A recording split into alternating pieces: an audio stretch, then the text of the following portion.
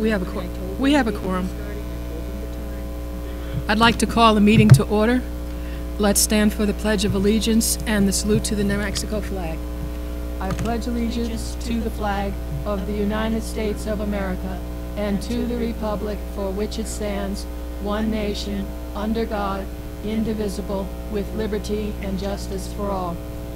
Juro fidelidad a la bandera de los Estados Unidos de América y a la república que representa una nación bajo Dios indivisible, libertad y justicia para todos.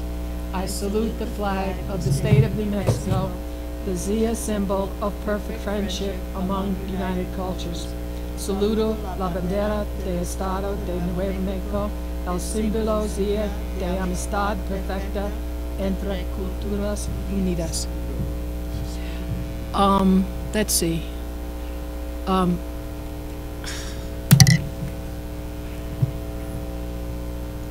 don't have a quorum.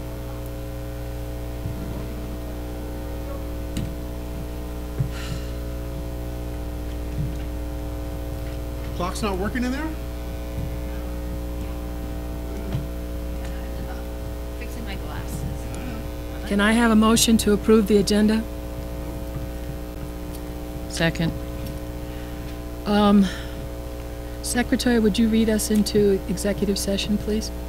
First of all, you need to just leave me alone, okay? I know what I need to do, okay? Can I have a motion to go into executive session? So move. And a second? Second. No, we can't do that yet. We haven't voted on the agenda. I just made a motion to when I was walking in to make, and then you made a second on the agenda, did you? But we have to vote on it. All in favor of the agenda? Aye. Aye. Any disapprove?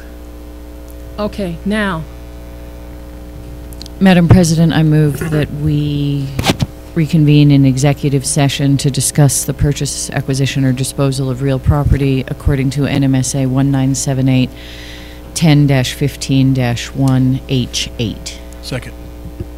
all approve? Aye. Yes. Yes. Any disapprove? Okay, we're in executive session.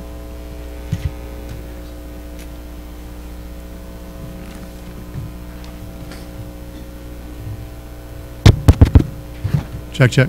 Check, check. This is not, Joe? I think it's on. I mean, it's on, but it's on, but it's... There we go. Well, I mean, it's like 6 inches away. I can't hear it.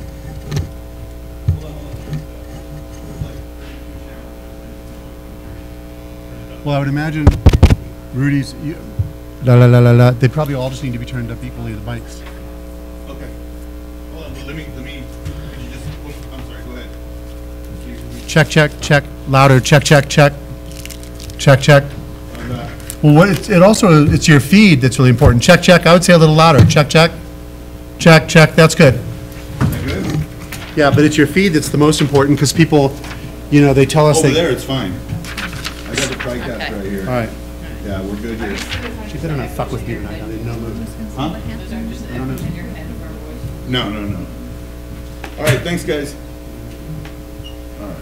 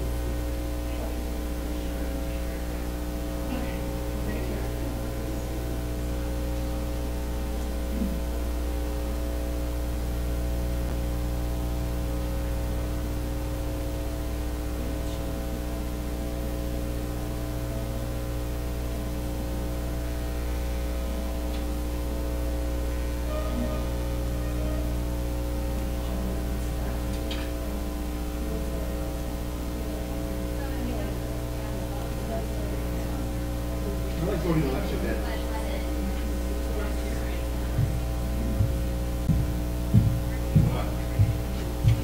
Tom.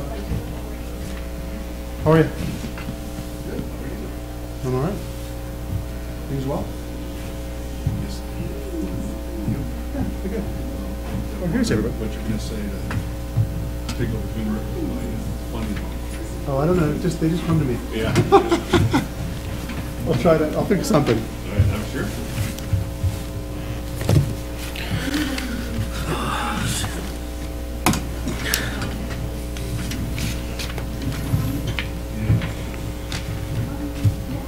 There's no sense you work it.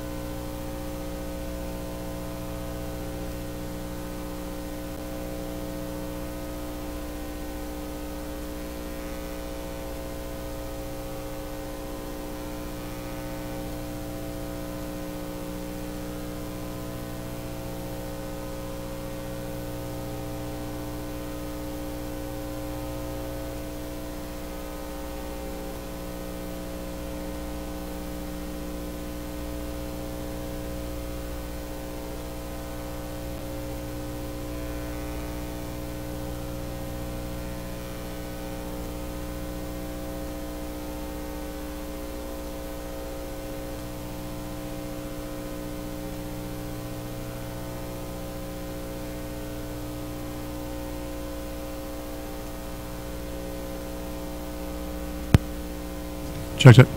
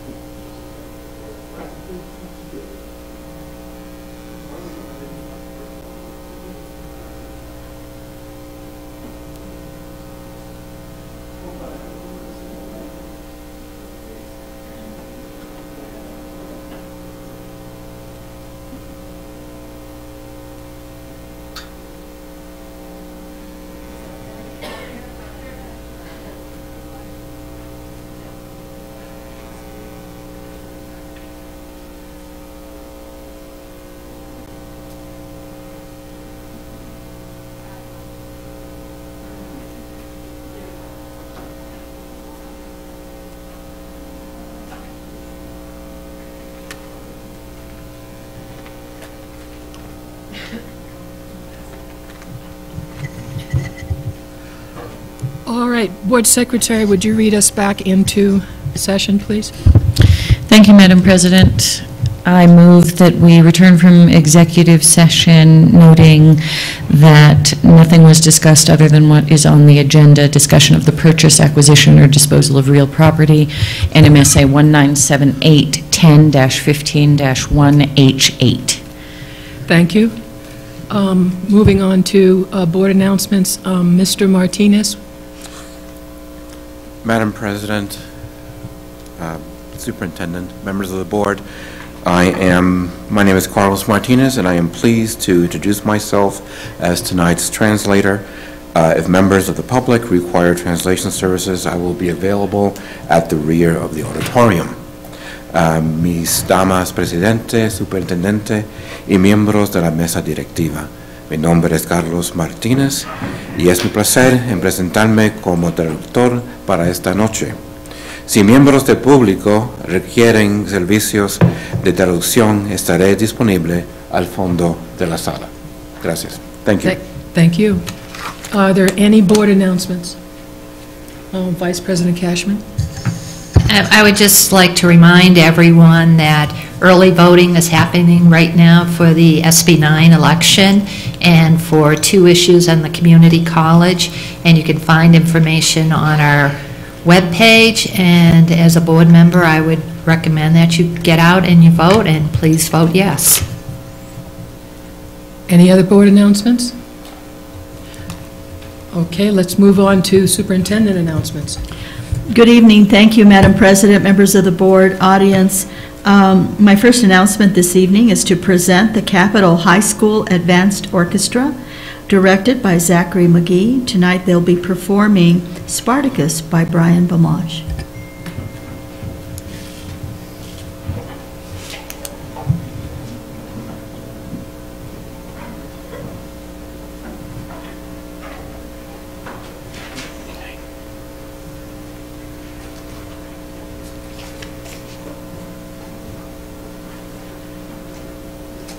I am so happy to be here today introducing my advanced orchestra high school.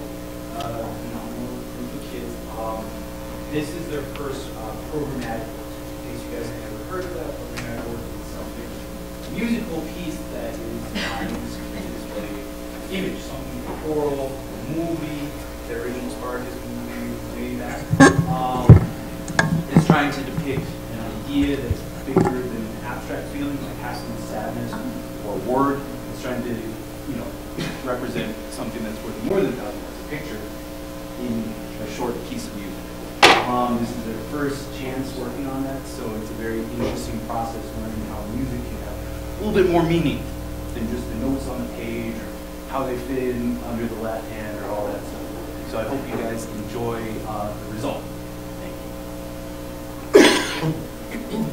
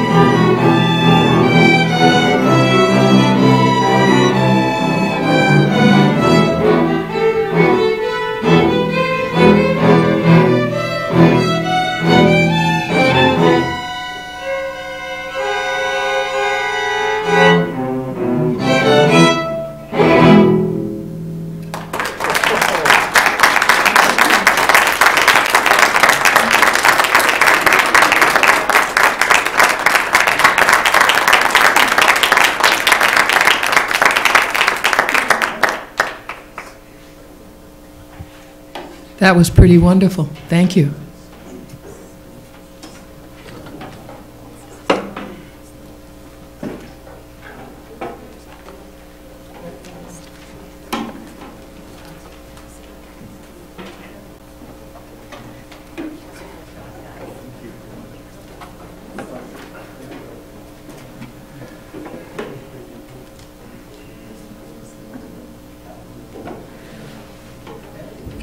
Great job.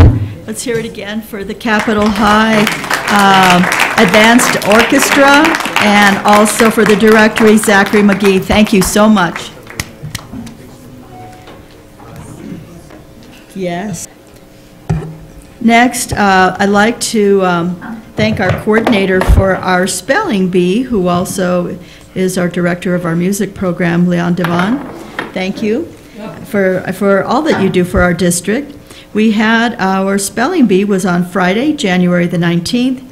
The champion, Ashwin Neal from Gonzales Community School, is not here, but congratulations. Oh, there he is. Yay, congratulations.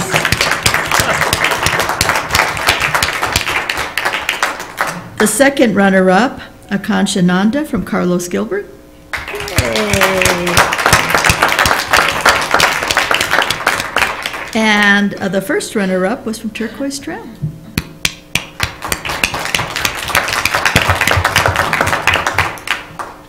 The Math Amigos workshop on I'm sorry, can we go back? Yes.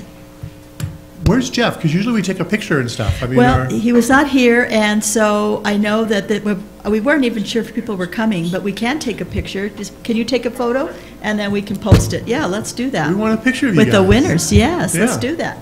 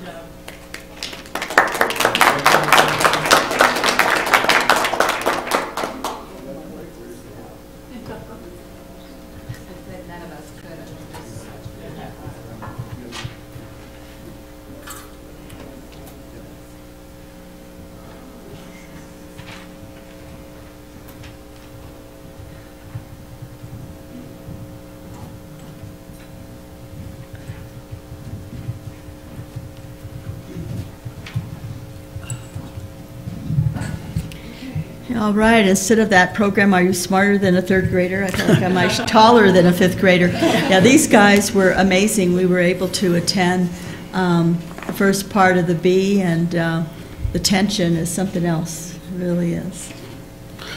Madam President. Just really quick, congratulations once again to you young students. You guys should be very proud of yourselves, and as well as your parents, you should be very proud of your child that they're actually first and second place in the entire city of Santa Fe. Congratulations. Cool. Count. County. The Math Amigos workshop, and Ms. Bickley is here. Thank you.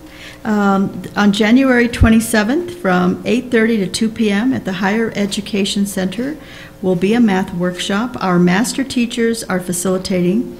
And again, thank you to Lynn Bickley and Opportunity Santa Fe for coordinating this. The flyer for this is in your section 4, letter C of the binder. And I think I sent out a notice to you earlier if you wanted to attend. You were welcome to do so. I'd like to give you some highlights from the legislative update that our CFO and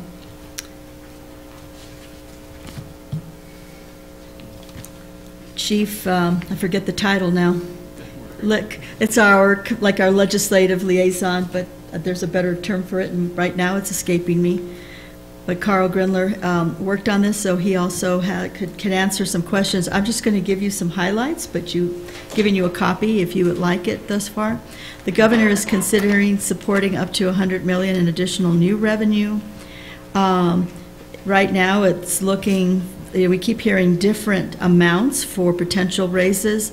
The last that we heard was $2,000 minimum increase per tier, and then 1.5% for all other employees. What we're concerned about is that we want to make sure that there's enough money and that it not be an unfunded mandate or partially unfunded mandate. In the middle line, transportation funding is expected to increase between 8.5% and 11%. We anticipate this increase will eliminate the need to subsidize the categorical fund from the operational budget for FY19. Highlights from below the line, the executive proposal asks for a 12.9% increase in total. The legislative proposal asks for a 2.7% increase.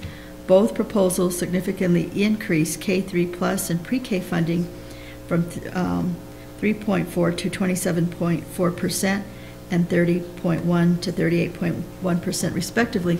We have to remember, though, that this is all below the line funding, which, again, is of concern. The LFC and the LESC report that with the drop in T&E and student membership programs units statewide, PED has over-withheld approximately $32 million. That's for this fiscal year. So we'll see if there will be a bump in the unit value for us this year. Bills that are important to watch is HB 63, the school district cash balance, making an appropriation to restore school districts and charter schools operational funds cash balances. HB 85, the educational retirement service credit for unused sick leave, authorizes the educational retirement program members eligible for retirement to convert unused sick leave to service credit. SB 57, School District Personnel Minimum Salaries, establishes a minimum salary for school cafeteria, bus personnel, and licensed EAs of $16 per hour. Again, we hope that it will be a funded mandate. Teacher incentive pay, I think, will be controversial for sure. Additional permanent fund distribution for early childhood. He just noted the Senate Joint Resolution 2, the House Joint Resolution. I don't know the number for that. You know if it's HJR 2, Carl? Yeah, it is. Is it 2?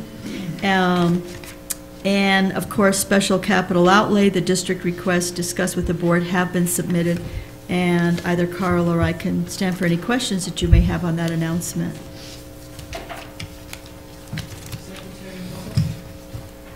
Just very briefly, if you would explain T&E and above and below the line. So Training and Experience Index, I think we've talked about there's, certification where there is some funding that comes for national board certification, but the Training and Experience Index is just a matrix that looks at years of experience and training, bachelor's degree plus X amount of hours, et cetera, master's degree, so many hours. Yes. Above and below the line, so above the line are the dollars in the state budget that go through the formulas, through the state equalization guarantee, and when the unit value is set, that's distributed statewide. Below the line, you typically have to apply for those funds, so it tends to be disequalizing. And so there are various programs that the PED has, they're application only, and not everyone has access to receiving the dollars. Board Member Garcia? Superintendent, or Carl, who's carrying House Bill 63? Do we know? If not, if you can just Do you get know that. the sponsor, Carl? That's okay, you can just let me know. We can find out, we'll get you the information. And then also regarding capital outlay, what was the total amount that we asked for the district and for security locks? We had was that 250? amount, I want to say it was like, no, it was more like 200. Say 212,000. 1,000? 212,000, something like that. Approximately 212, 215,000. Thank you. And Board Member Creel? Okay, I want to make sure that I heard you correctly. On the above the line, legislative proposals for a $2,000 increase to the teacher tier minimums. I did hear you say that, right? Correct. But they wouldn't fund it. Excuse me? I mean, I can't see them funding that. Carl, so Not with that apparently, meager I mean, amount they're adding to education. we're looking, well, I mean, in that 2% or that increase, and of course, there's a difference between the executive request and what the LFC is proposing. And so there could be enough money to fund it, but it's whether or not they do. And so that's what we need to keep an eye on, that whatever is mandated is funded. The other piece, and I'm sure that Ms. Mayer may bring it up, is that also then gets in the way of collective bargaining. So, you know, when we have mandated raises, and is there enough, or for only certain employees, you know, then it leaves us in a bind. What do we do for our other employees? So, you know, it's still early as far as legislative days go. I mean, even though we're into a week, sometimes even 4 days out can be early, because a lot happens in the last few days and hours of the yeah. session. But we'll keep that in mind as with our lobbyists if we're up there. They'd be concerned. And then, so on HB 105, teacher incentive pay, Yes. why only for level 3? And it would seem that if you're going to give somebody incentive pay, it shouldn't be based solely on their tier, but on their performance. So that if they're going, I mean, if they're asking like exemplary teachers or whatever to move, I don't know, it just seems it shouldn't be based solely on their tier. Yeah, that was what the bill is proposing, right. yeah, but I hear what you're saying. And then on Senate, okay, so I was at the committee hearing and for House Joint Resolution 2, so it moved out on a 7-6, of course, party line vote. And I think it goes next, the House goes next to Judiciary, and then the Senate bill will come up. The reason it was extremely disappointing to be at that committee hearing. I mean, obviously, I'm very personally happy that it's a 7-6 vote. What's really disappointing is that Republicans have the same horrifically tired and hollow and baseless arguments for not wanting to fund early childhood ed. And I mean, at one point, I wish it was like, you know, if it was Parliament and we were England, I would have yelled, fact check, because somebody's saying something that is so completely bogus. And I mean, everybody in the audience knew that it's just simply not true. But it gets passed off as being a valid argument. And then what's very disappointing is, because obviously this is happening on the national level as well, is it's all just party line. It's as if nobody is really even thinking. You know, they're just going to vote this way because their party said to. They don't want to feel the reprimand, or the wrath, actually, not reprimand, the wrath and meanness of the fourth floor if they vote the other way. So in that way, it's very disappointing. And then the other thing that's disappointing is when you look at bodies, elected bodies like our body, board discussion, and we go back and forth, and I can say to Maureen, well, that doesn't sound like a great argument, or whatever it might be. They don't do that. They just say what they're going to say, and nobody questions anybody else to say, with all due respect, that's just completely not true.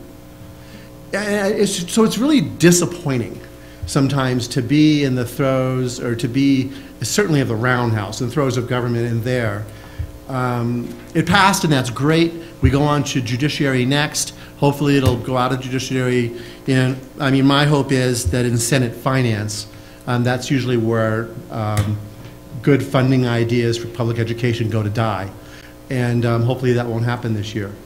But so people out there, you can see all this stuff online when these hearings are happening, and you just got to show up, and you're allowed to speak so long as you're respectful.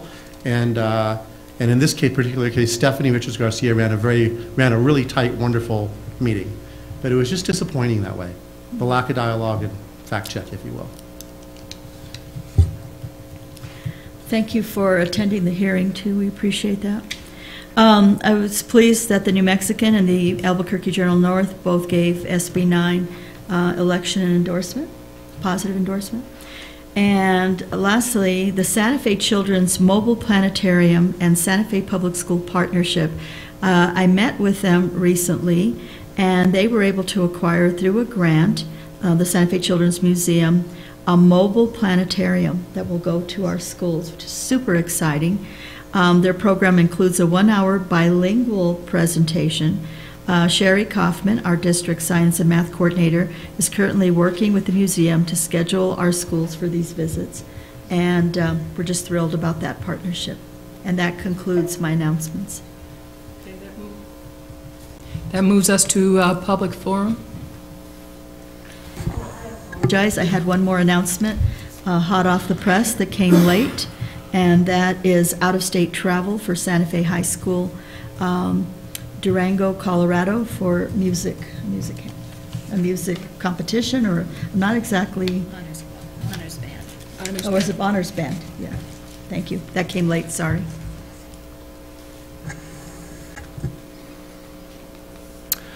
Board President Price, members of the board, Superintendent Garcia, we have one speaker tonight, and I'll read the public forum ground rules. Please listen and speak with respect. No uncivil conduct will be permitted. Please don't discuss any specific student who is not your own. No sharing of time. Self-monitor and observe the 3-minute time limit. I'll give you a 30-second warning when your time is almost up. Public commentary and dialogue is allowed only during the public forum, not throughout the meeting. Please search for answers on common ground. You may speak on any topic, whether it's on the agenda or not. Your input will be taken into consideration. Please be advised that the board may discuss your issue during the meeting, but by law, the board cannot take action on items that are not on the agenda. And our speaker tonight is Mr. Floyd Trujillo.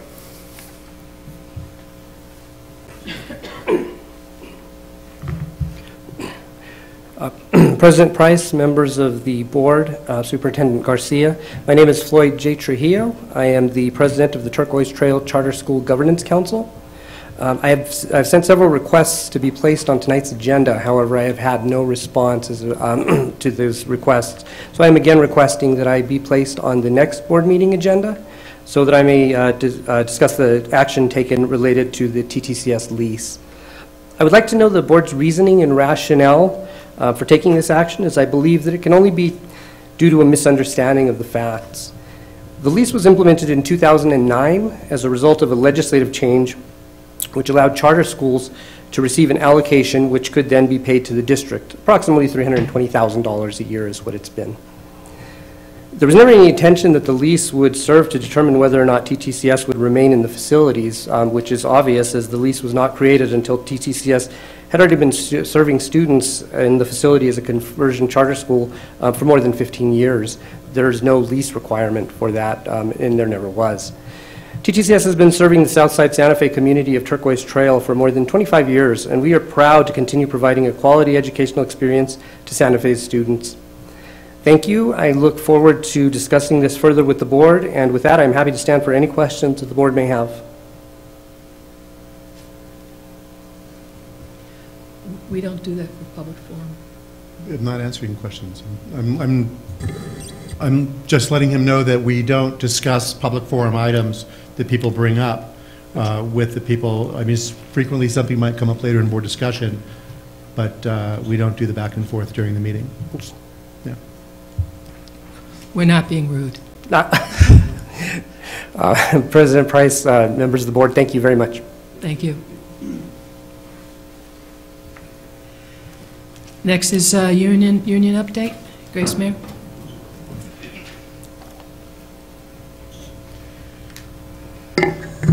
Good evening.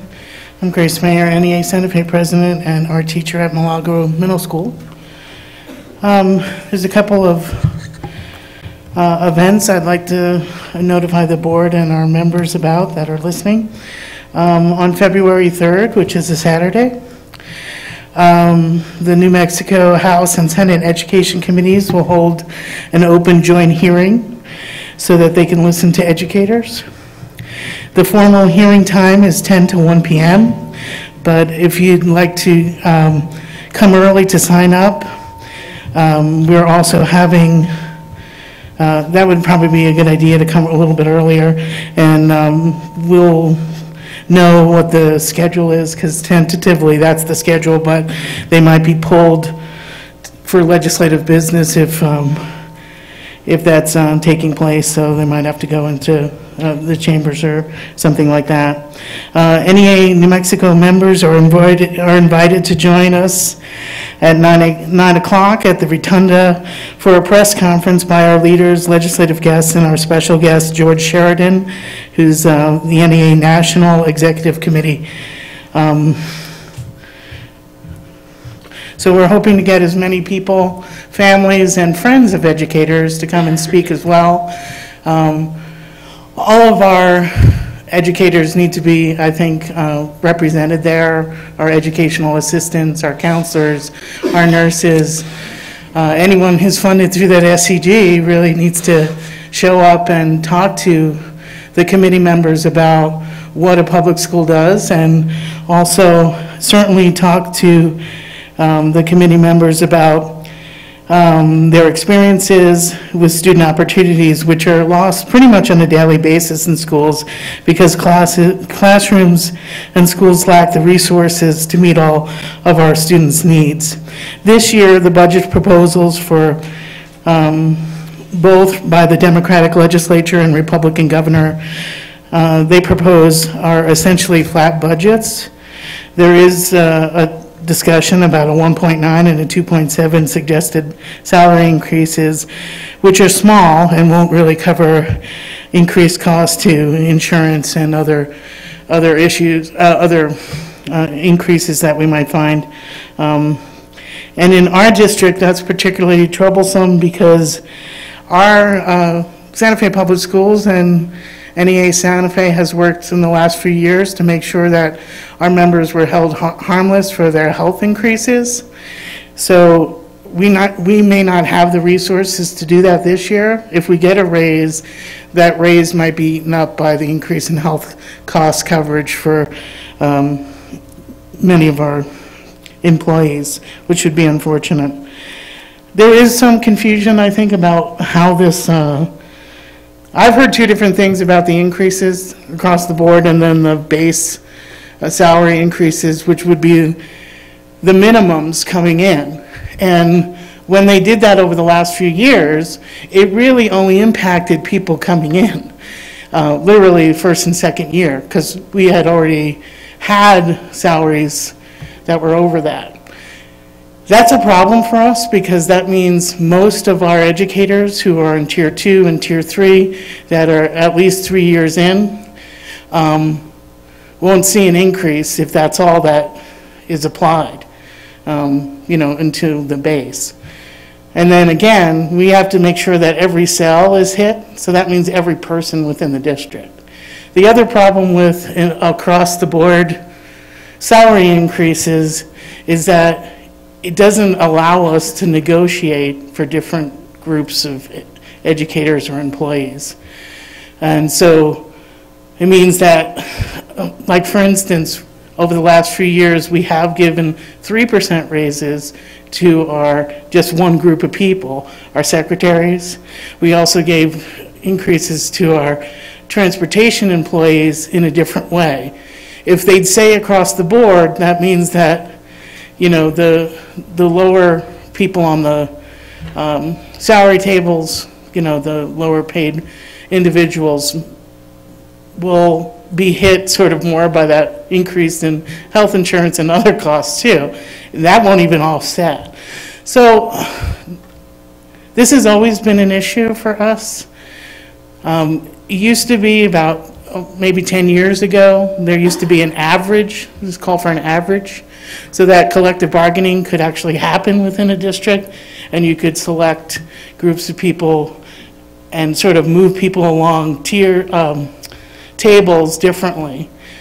We're kind of in a unique situation, I think, for a district that did agree to participate in incentive pay, because we relied on that money for increased raises, and now we're at a point where last year we were asked to apply and we didn't receive funding from that below the line budget that the PED gave us, and so none of our members or employees received any of that.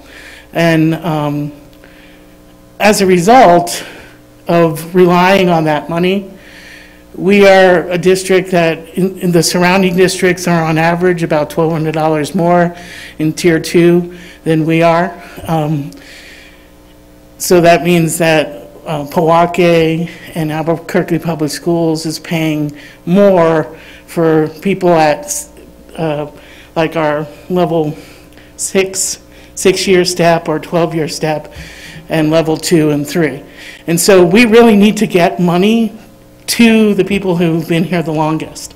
It's critical for this district to do that and to advocate for that. We are having a shortage of teachers, and we've had for a long time, but it seems to me that there's a lot of focus on sort of getting the minimums up without, we have careers of 20 and 30 years. We need to get people that have been here that long because, frankly, I see people leaving after 10, which is kind of shocking. And there's going to be more opportunities in Albuquerque because of all the positions there, and some of our folks drive up from there, so they will benefit from staying in their community. We won't, of course, because we don't have their expertise, and we also don't have their income in Santa Fe when they're here. So they spend money when they're here. So anyway, there's a solution to that, and I think that we've discussed it for several years, and I'll bring it up again as a proposal for the board to look at, some sort of three-pronged attack to this issue is to increase salaries, to create some teacher housing or educator housing, and to also really push for some child care that is run through the school district at a break-even kind of cost to our district employees. We have properties that I think we can use, even though I've brought up certain properties. I'm not going to bring up the one that I have in mind now because I'm afraid the next thing I know there's going to be a vote to do something else with it. So I'll share that with the superintendent. We have talked a little bit about that. I believe that we have the resources in terms of people with pre-K licenses or from the community college. I know that we received, a secretary actually sent us, the superintendent and myself, I think she responded, that she just graduated from that program and was looking towards becoming a teacher. But we have people with early childhood licenses from the community college that could be plugged into some of those positions. And I also think that we need to provide some alternative incentive for people to want to come to Santa Fe. The cost of living is too high. We can't afford apartments that are at minimum $1,200. There's a housing shortage and crisis in the city, so we need to partner with the county, with the city, and with the school district to see how we can come up with some alternatives to incentivize people to come and live and stay.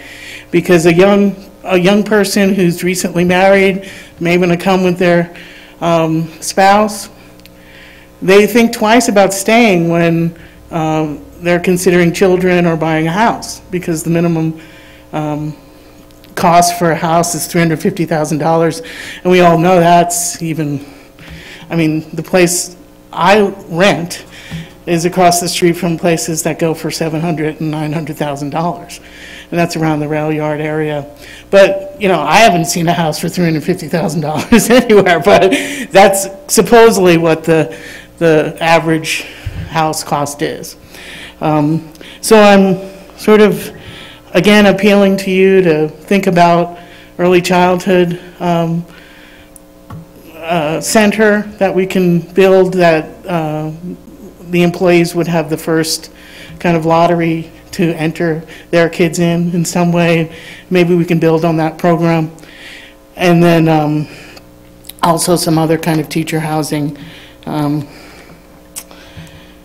The other thing I'd like to mention is that on February 2nd, which is a Friday, we're hosting a happy hour.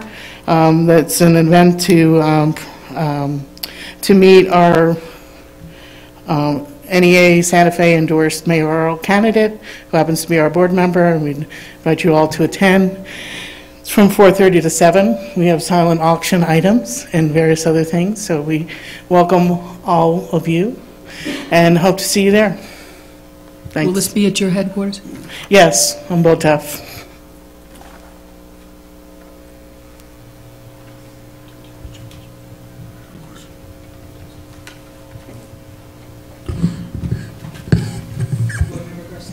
I just have a question. Has the union or anybody that you know have conducted a study as into teacher housing, whether we could actually get teachers to stay, move here if we provide them some sort of a housing, whether there'd be condos, single-family dwelling?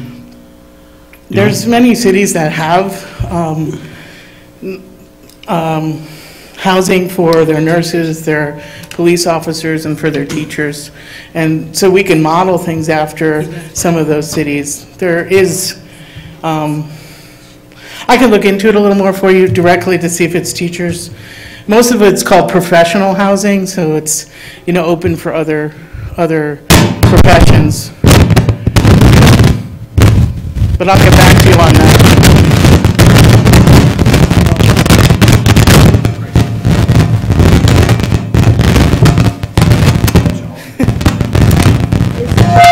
Is it your cell?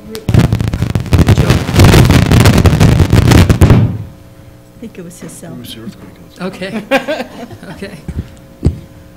It takes a technician. You see, to figure Board this Member out. Creel? So really, we actually, I can't remember what it was, like probably two and a half months ago, we asked the superintendent to look into, I mean, there's a huge plate of things they're working on, but to look into some of our property on the north side, and looking into that as in partnership with maybe a developer in the city to come up with teacher housing. So it was something that we asked superintendent to do. And that's for next week. No, I'm just kidding. I did want to mention on that point, if I may, Madam President, and Board Member Garcia.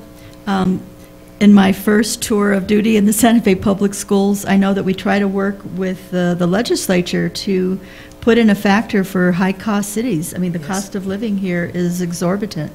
And we were unsuccessful in that regard. And then there was a look at teacherages, of what's another antiquated term, but basically means the same thing. I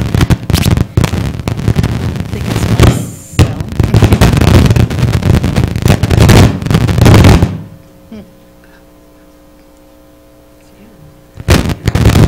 Is it my jewelry?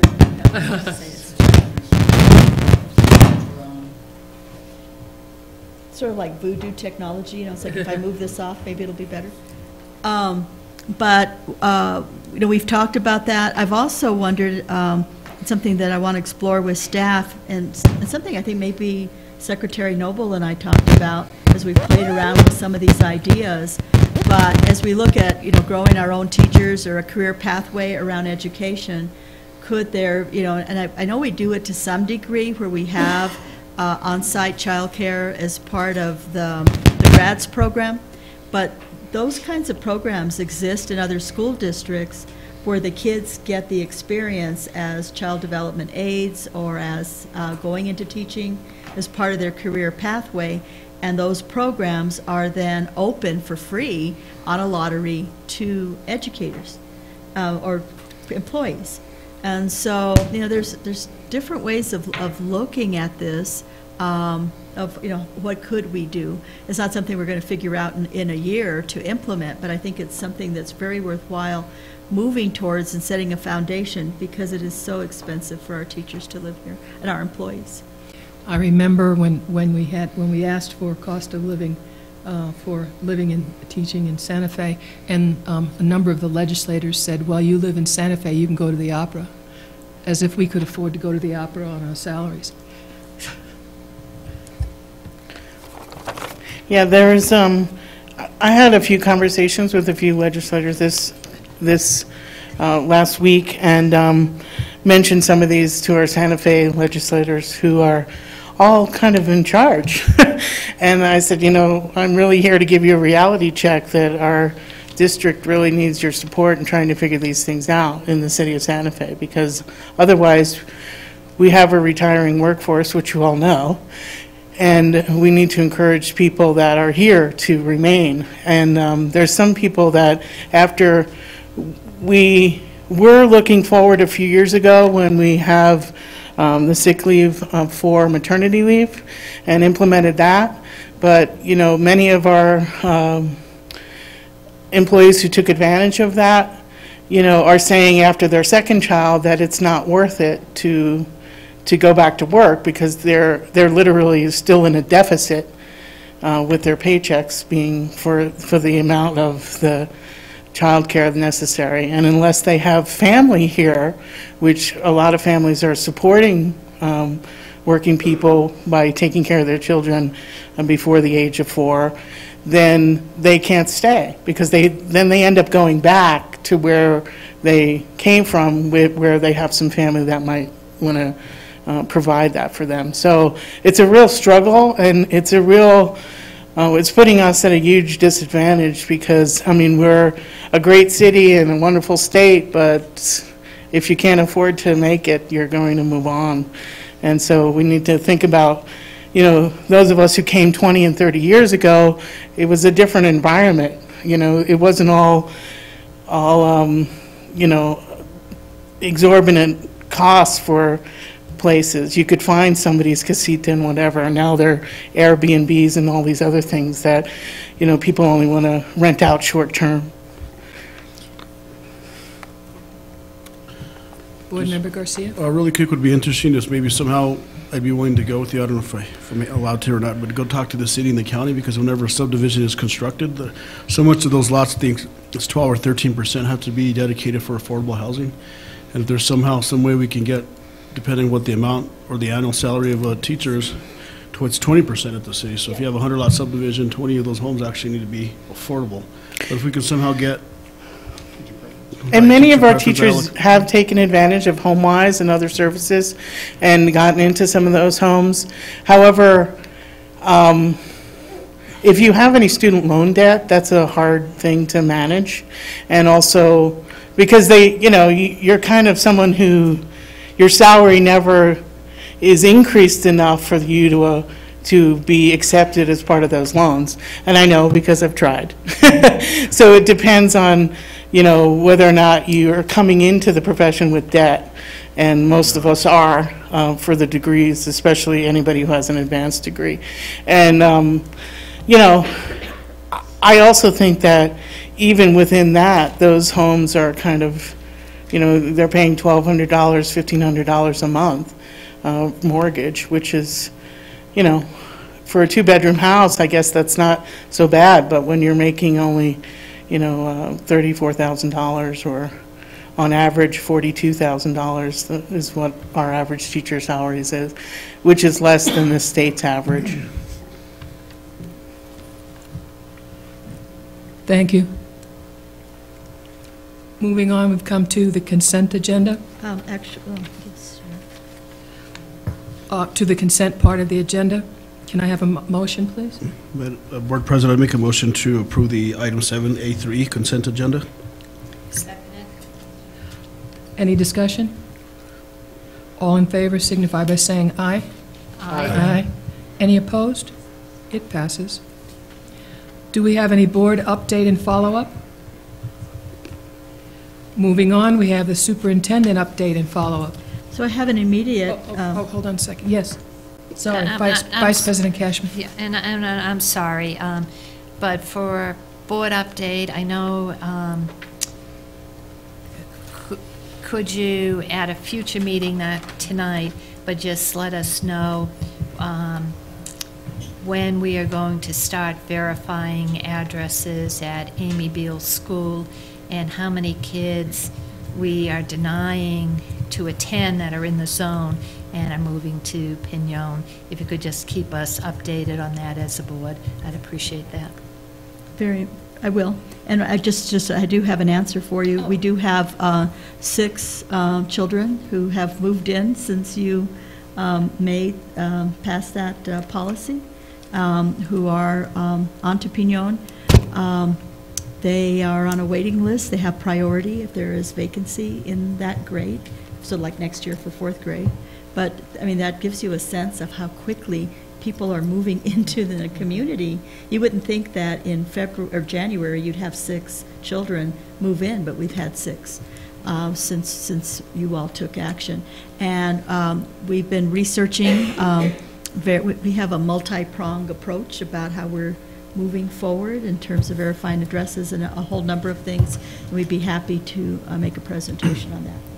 Also, Board Member Garcia? just on that note, that actually is going to be more or less a study if we are and it's needed to go out there and go check addresses, correct? The board gave me very clear direction that you wanted us to do that. I understand. To check address, to do home visitation. We are implementing a multi-pronged approach to that, and we are actually, I think it's this Friday, that we are rolling that out and meeting with the principal. I have a Friday lunch meeting on that, but we've been working on it. It's just that now we're bringing in the principal and everybody to solidify the plan. Because it was my understanding that certain classes, 3rd grade classes, definitely busting at the seams, and if it was needed for 1st grade, 2nd grade, then we'd go and do that. And also the principal that was out in the No, I don't audience think there was recommended that any we actually would hire clarification. somebody to actually go and do the study We're instead working of on her. that, sir. Instead And of we'll her bring you actually that going forward. information. Yeah, we're working on it. Yeah. Moving on- But just to clarify, there was no stipulation about what grades we were going to do home visitation. Just to clarify so that we're all on the same page, okay? So let me move on. Just a quick superintendent's update and follow-up, which is fairly immediate. Thank you to staff, Mr. Grendler. House Bill 63 sponsor is Representative Townsend.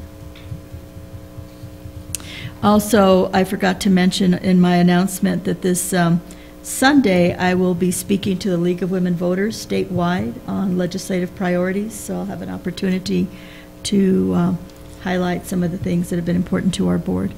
The first one is request for community input on the strategic plan areas and key performance indicators. This came from a meeting with the Interfaith Group.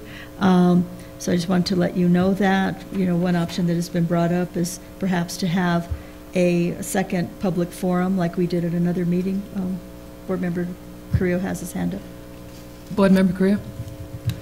So on this one,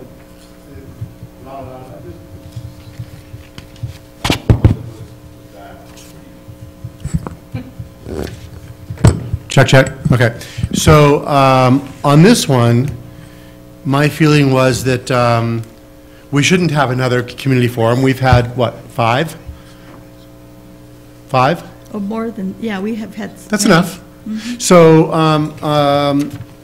because my feeling is, and it's not like I'm not willing to go out to the community, because I think it's great that we go out to the community as much as we do.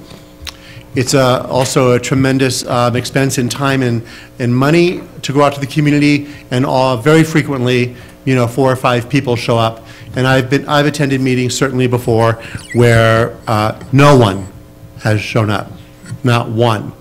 And what I would suggest we do relative to the strategic plan is in the same way, and I believe we did this when the EJ Nava Chaparral came up, and there was an instance before where when it's time for you to give us, whether at a study session or a board meeting, the preliminary or the first look at the strategic plan, that we do 2 public forums that night. That there's the public forum for those people that want to talk on anything they want to talk on, and then there's a public forum for people who want to speak after they see the presentation of the strategic plan. Because then they'll have, specific questions, or, why are you doing this? Or they might be able to formulate, I don't see anything around this issue in the strategic plan. But that way it gives the community time for, I think, much more informed input on the strategic plan, rather than just having another community meeting where we hear what we've heard at the last 5 community meetings. And that's not to disparage, because the themes are often the same around the community as to what people are looking for in their school district. So that's the way I would suggest that we handle that as a board, is let staff know they don't need to have another community meeting, but we'll incorporate a larger public forum for the time it's presented to us. What are anyone else's thoughts? Board Member Garcia?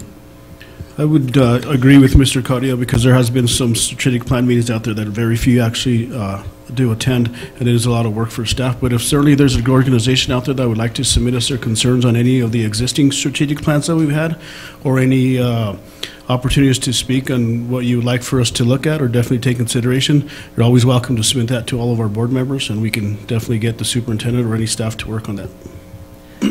Secretary Noble? Thank you, Madam President. Dr. Garcia, I don't know if you had finished the update or if there was any agreement in your discussion. It was just a request that was passed through you. Yeah, I'm just sharing that with my update on the strategic plan. So my thought was similar to Board Member Carrillo's, which was, even if at some point we did a study session on our strategic plan with the ability to have some input and feedback woven into a study session, because it would seem appropriate to me to have a study session on our strategic plan, goal areas, and key performance indicators, because I can see that this is drilling down to a next level of detail in our strategic plan that I would like to hear from community members who are interested. Vice President Cashman? I guess I would respectfully disagree with my other board members. If you're receiving a lot of interest from the community and they're saying, we don't feel like we've been involved enough, the strategic plan is very important for the board.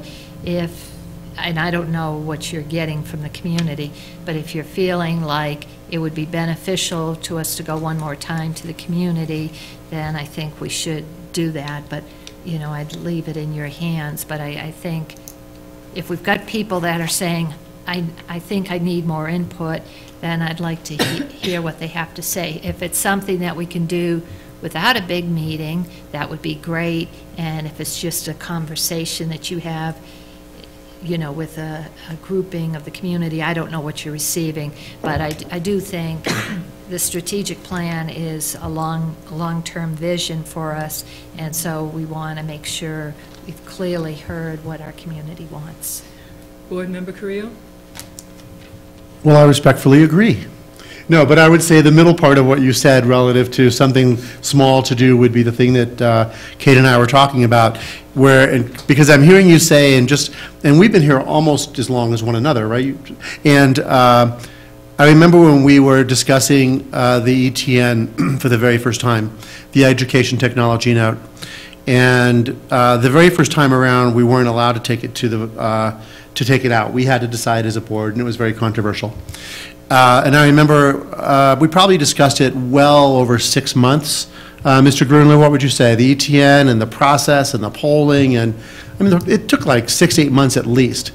Tons of meetings, tons of board meetings, always on the agenda. And then there were people here right afterwards saying, I didn't know anything about this, how could you? That's always, always, always the case. Same with Building Milagro, same with the meetings on budget relative to EJ, Chaparral, and Nava. And there's always going to be someone who pays absolutely no attention, brings their head out of the sand after the decision is made. And I personally have no patience for that, because I actually read the newspaper every day and try to find out what's going on. But so I would like the idea of just integrating anything into a study session or board meeting. Vice President Cashman?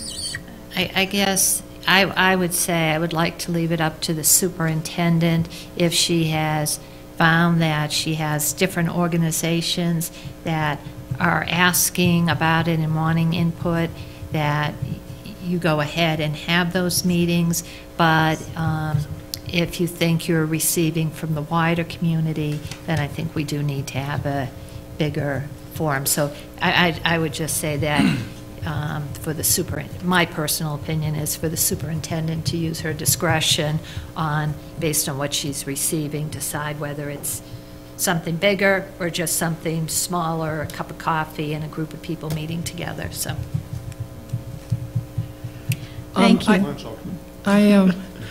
I agree with Vice President Cashman. I would like to leave it to the superintendent. She's getting the input. Secretary Noble? Thank you. Just because I don't want the superintendent to get caught between board members in any way, shape, or form, perhaps we can ask for a recommendation to be brought before us as an action item as we move forward on the strategic plan at some point. Because this is not an action item tonight, and we are doing this somewhat informally. Did I see your hand, Board Member Garcia? Okay. Superintendent also moving forward, but if it needs to be brought as an item, then we can put it on the agenda as an action item. Board Member Carrillo? And I'm okay with the superintendent deciding how she feels like doing it too. Looks like it doesn't need to be an action item. Looks like we are surprisingly in agreement. It's a direction. So I'm going to take this out of order because I don't want to confuse staff. So if we could do item D, the mill levy promotional video on the website and being used at community and school meetings. We are also beginning, well, I've already done the KS Suave radio spot. We will be placing a front page banner ad in the New Mexican this Sunday before the election, the Sunday before the election. We have interviews on various radio stations set up from the city of Santa Fe with Joe Beta's program to KSFR with Tom Trowbridge to the Richard Eads Show. So we're pretty much all over the place. So would you hit it, Tom? Hello, my name is Dr. Veronica C. Garcia, Superintendent of Santa Fe Public Schools, and I am proud of the beautiful new schools and renovations we have built and will continue to build with your help.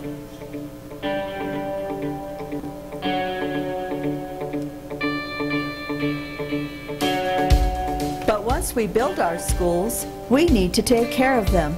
You, the Santa Fe community, have invested a lot in our schools, and we, the district, are committed to protecting your investment, and our kids deserve it. Every few years, we ask Santa Fe taxpayers to vote on funding for the work needed to make our schools run. The work of repairing leaky roofs. The work of maintaining our school security systems that keep our kids safe. The work of fixing broken playground equipment. The work of ensuring our schools are properly heated and cooled. The work of cleaning floors, tables, and desks. The work of making our schools healthy and pleasant places to learn. State education funds do not support local building maintenance needs. You do, and we appreciate your support. On February 6th, Santa Fe will be asked to vote on the SB 9 mill levy property tax. This is not a new tax. It's just time to renew the mill levy that maintains our schools. What is the SB 9 mill levy and why do we need it? The SB 9 mill levy is a portion of our property taxes that pays for the maintenance of our schools. The SB 9 mill levy helps pay for much-needed repairs and the contracts that pay to maintain our schools and grounds. We use our local contractors because Santa Fe Public Schools invests in our community. Projects include new fencing, updates to our school security systems, disability access improvements, energy and water-saving maintenance features, and technology infrastructure throughout the district. The funding from the SB 9 mill levy will impact every school in the district, including our charter schools. Santa Fe Public Schools is committed to making our school buildings positive places to learn and work for today and into the future. Keeping our schools safe, sound, and squeaky clean is what SB 9 mill levy is all about. The SB 9 mill levy election on February 6th.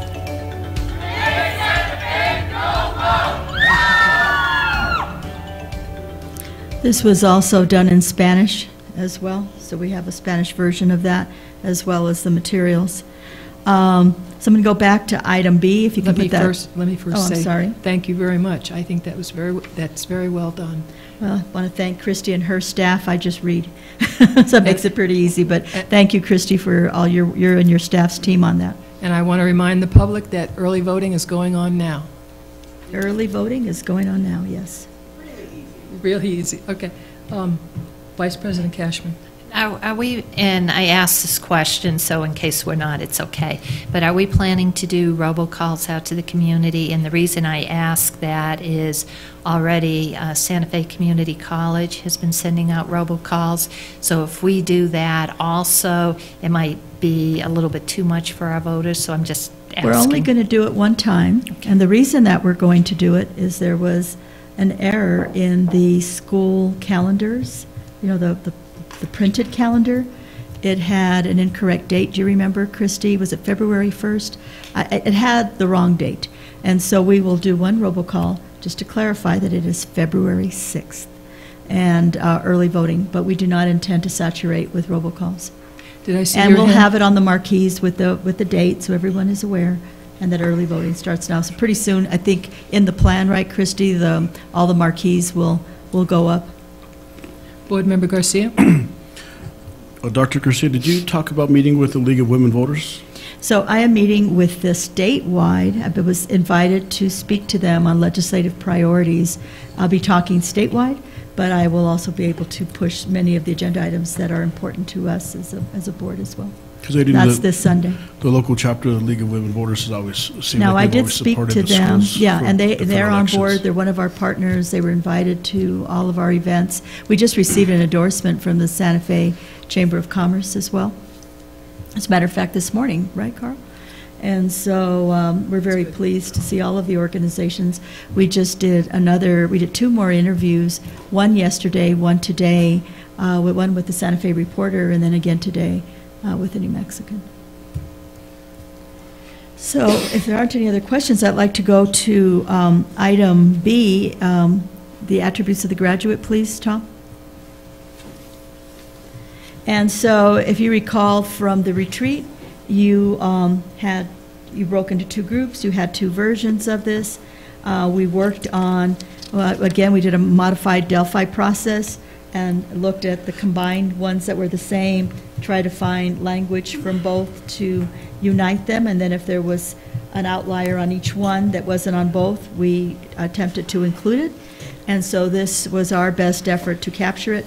You will have another bite at the apple, obviously, when you approve the entire plan. If you want to tweak it, so you may want to take this with you. But this is just to keep you posted on the progress.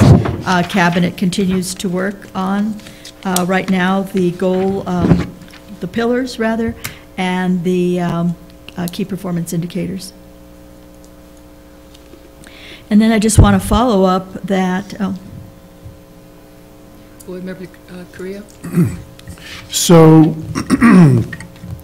when this is incorporated into the strategic plan, and I know that that's coming relatively soon, our first bite at that, and then as well as the budget, The end of February, we hope to have you. Okay, yeah, so it's budget time too. So what I personally will be looking for is alignment. How, with all of our teachers, everyone that works for the district, are they going to be aligned to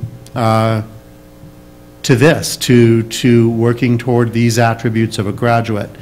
And I say that because it may require professional development. How does somebody that's teaching mathematics also somehow just incorporate in the course of their day and who they are as a teacher, you know, grit, courage, perseverance, healthy mind and body. I don't know, whatever it might be, so that all of our employees are on the same page relative to this is the type of young man or young woman that we want leaving Santa Fe Public Schools. And I think you make a very good point. I'm all about alignment. I've had some people say, well, what's our direction? Where's the district going? Well, it has to be tied to the strategic plan. So we knew that we would be moving in this direction. We have our goal areas or our focus areas or pillars, whatever we decide we call them, and then the KPIs, the key performance indicators. The next level down are the work plans, where staff will develop more discrete actions to help move for it. So it could be that professional development is higher up, or it could be within a work plan within Ms. Sink's shop. It could, you know, be various people's shops in terms of how some of this stuff, because if it's not intentional, it won't happen. If we, you know, if we just leave it up, and I think that's what you're getting at, Board Member Carrillo, that if there is not intentionality to working on soft skills, to working on civic and social responsibility, they wind up being platitudes, and they're feel-good words, but it never then becomes actualized in a systematic way. So I totally get that, and I think the cabinet does too. But I don't know that you'll get it when you get the KPIs. I think when we, you know, go over, you had said you'd let us work on the work plans, but when we bring that to you, you will see some of that, and some of that will be tied to the budget, keeping in mind that the top priority, at least my commitment to staff, was compensation. We have to make sure that for Rudy, some of our acronyms, we have to, I told him what KPI was. I'm sorry. No, it's okay. He'll get all the acronyms pretty soon, but there's a lot of them. So I remember once bringing up, so it's like when kids come to late to class, it's like, you know, you come late to jobs, you get fired. Stuff like that. And I'll bring it up again, and anyone that there's going to be, we might even be able to hear it, the collective groan when I say staff dress code.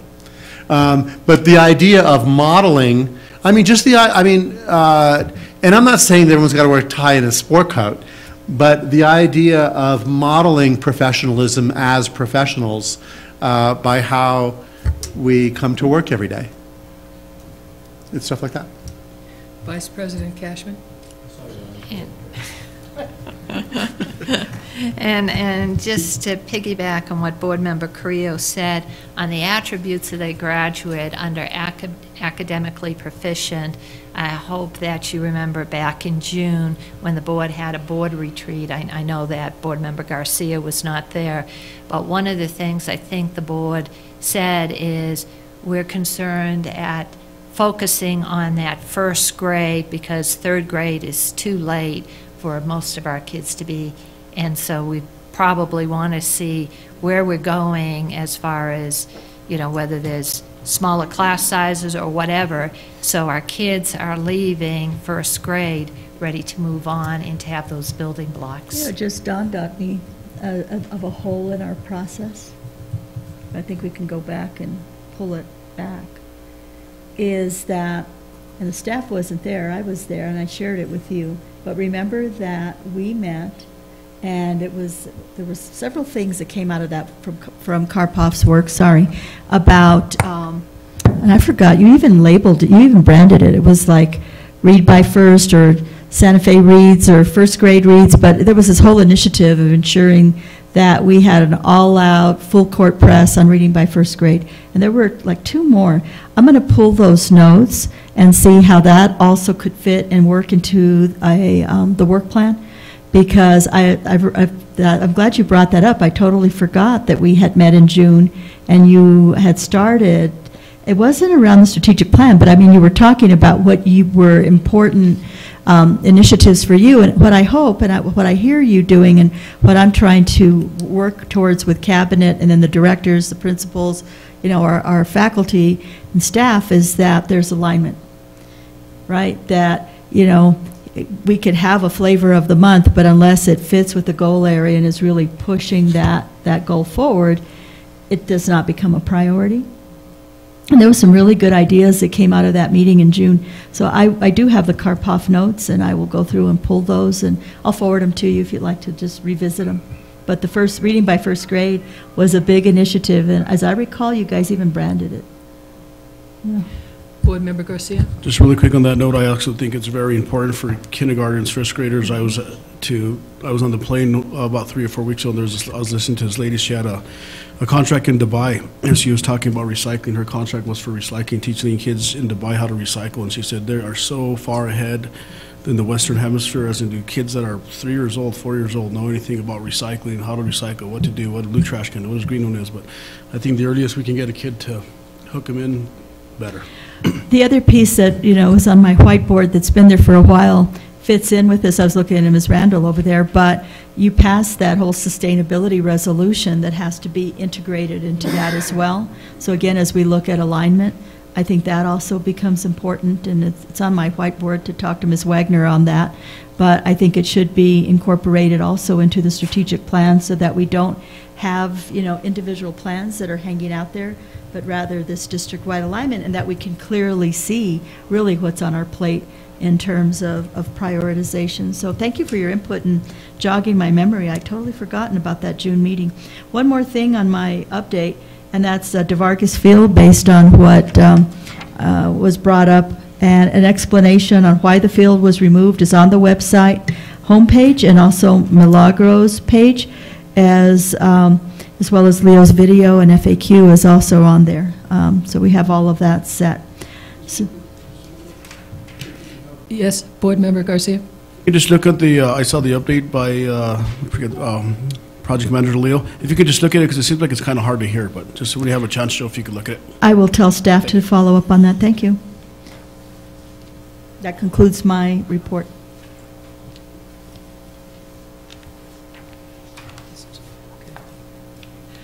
Moving on to presentations, discussion, and possible action.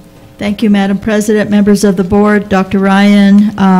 We have a very short update, and I don't know if Ms. Sullivan is going to participate or not, but we're pleased that our Eat Rate application was approved, and so we have a very brief presentation for you and our public on the E-rate approval and the Santa Fe Public Schools fiber construction project update. Dr. Ryan. Thank you, Dr. Garcia, board members, Board President Price. This is a very short presentation. It's really just a celebration. E-rate, Washington has approved our $4.6 million E-rate construction project that we're going to be working on just right before the winter break.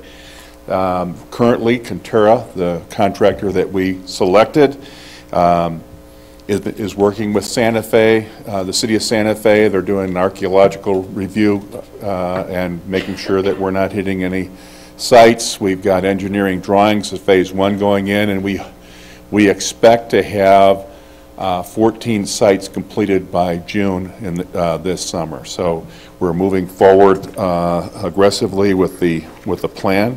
One of the reasons we're doing that is because there's a significant amount of savings for each site that we get converted. So on the left side is Conterra, our new provider compared to our current provider, and you can see that the monthly rate drops from $649 a month per site from $8,000 that we're currently paying. The 8 years in this contract will be billed at 1.7 as compared to $22 million. So this is a big win. It fits under that efficient and effective operations and why we're moving forward quickly.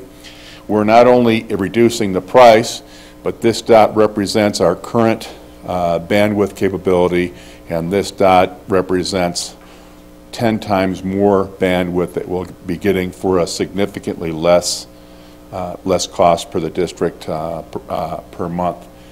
We're upgrading our network up to 10 gigs, and something that just happened this Friday, as you remember from our previous presentation, not only are we getting the 80% from E-rate, the PSFA New Mexico is refunding money also, and we were approved for our first 10% on Friday, so that's about $450,000 that we will get, that was approved, that we'll get back again for the remainder, so that at the end of this, there shouldn't be any capital outlay that comes out of our budget to get this whole thing built out.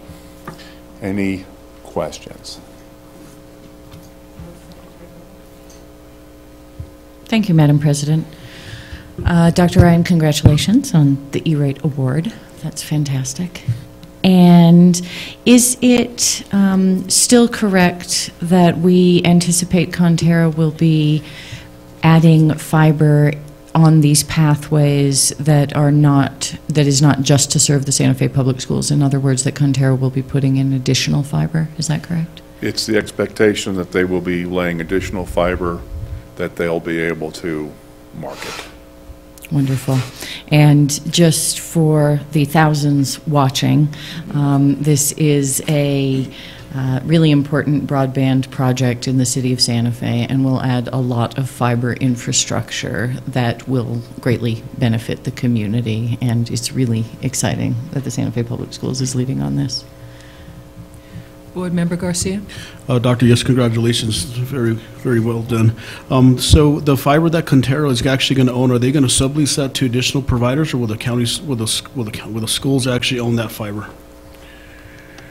The board member, Price, members of the board, Dr. Garcia, the district will not own any of the fiber. It's a leased line fiber. The E-rate program is helping to build this out to make it affordable for Conterra, who then can lease out other lines to other entities. Thank you. And then the last thing we talked about is, can you get me a map as to what areas actually, where this fiber is going to go throughout the city? Yes. Thank you. Board Member Carrillo? Congratulations as well, and I want to thank you and staff and, you know, Patricia Nordby and all the other people that worked on this, because it was hundreds of hours and lots of staff working on this. And I bring this up because there are forces out there right now that are attacking public schools administration. And the amount of administration we have, and certainly in the larger districts there's more than in the very small ones, because we do more like this. And so I haven't heard anything legislatively going on right now. It seems to have really simmered, and perhaps it was the meeting where some of these folks came here and realized how flawed their arguments were that made them take a step back. But for the public, I mean, this is what part of administration does, is saves us $20 million over 8 years. And without administrative staff to do all these, and these administrative experts, this wouldn't happen. And it's usually the larger districts, ourselves, Rio Rancho, certainly Albuquerque, Las Cruces, that have staffs to be able to do this work. So we're grateful, and thank you. I just wanted to say thank you very much. Watching this get put together, I just said to the superintendent, it was like watching someone give birth, and she said to twins. So thank you very much for all the hard work. This is amazing. Thank you. I also want to thank the board for their tough questions as we went through this process. I think it pushed us to you know, question more. So you know, I think it was all of us working together towards this, the board and staff, and I'm very proud of the staff. They did a really great job. Thank you. And I also want to thank Secretary Noble for her hard work on this also, and the hard questions.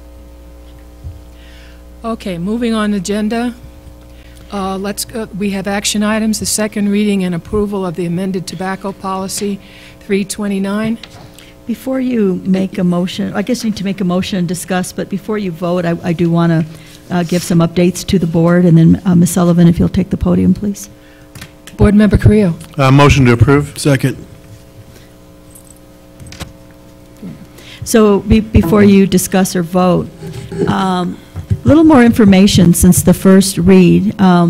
My understanding was that this, and it is, cleanup language to align with legislative changes. Where it exceeded that, is my understanding, is that in the PED regulation. And when you read the PED regulation, it included possession. Because, right, we mainly had talked about the new tobacco elements that have become popular, right, like vaping and that sort of thing.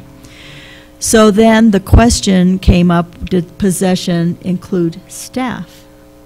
And we have one attorney opinion that by reading it as it is, that it does. We have verbal, right, from PED, but not official, that it does. And then we've heard that possession means not necessarily not in the building, right? But it could be in your car, that the staff could have it, I guess. Because we do have staff that uses nicotine, and it's not illegal. They just can't smoke or use it on campus. So with that, I know that there may be latest clarification still. So Ms. Sullivan, can you clarify? And I just want to give the board the option to postpone action if you'd like until we can get more information.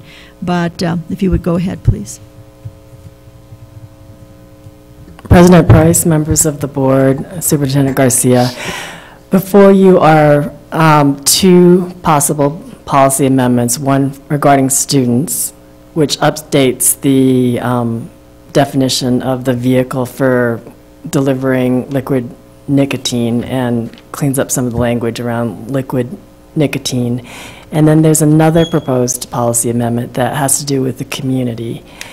And that's where the what Dr. Garcia described is giving us a little bit of pause about whether the PED regulation is to be taken in the plain language context, which would mean that it covers anybody coming onto school premises, or whether PED, since it only regulates the conduct of students and staff, meant to just cover possession by students and staff in school buildings and maybe not in parking lots, where certainly staff is entitled to keep their personal possessions.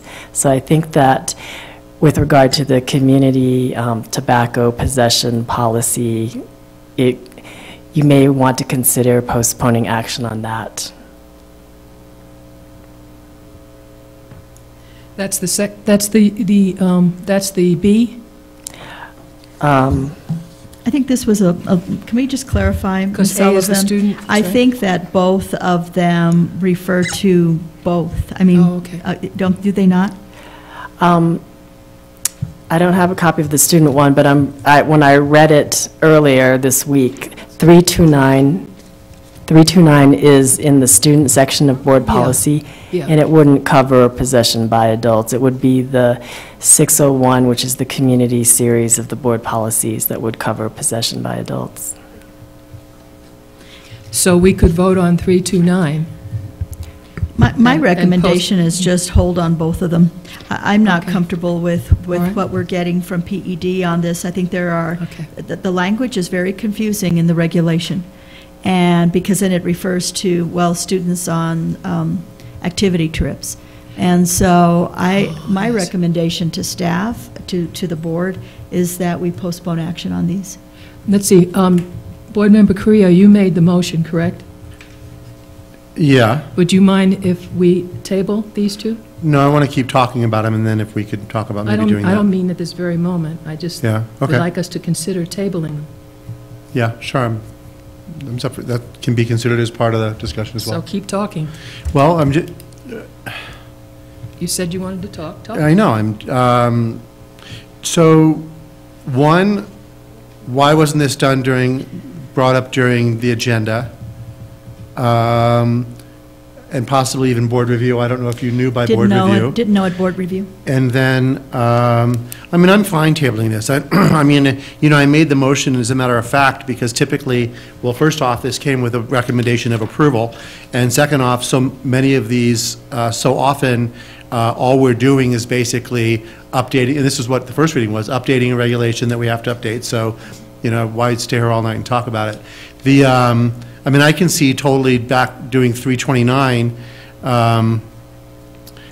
because passing that tonight, because that really covers students. And as I see this, also non-school hours, a district building or property, I imagine would include a bus, like if they're going to athletic events. The bottom line is students can't smoke or do any of this stuff, anything, and anywhere or anything related to schools activities. So 329 I could see totally passing tonight. Now, what we do with other people, and 601, I think we can discuss more tonight and then maybe come back for cleaner language. But I don't see anything that prevents us from passing 329 tonight. Board Member Garcia? I echo some of the concerns that Carrillo has, and also I'm okay with taking some time to talk about this and discuss this at a later date, because it just seems like there's a lot of confusion out there depending on what attorney we talk to.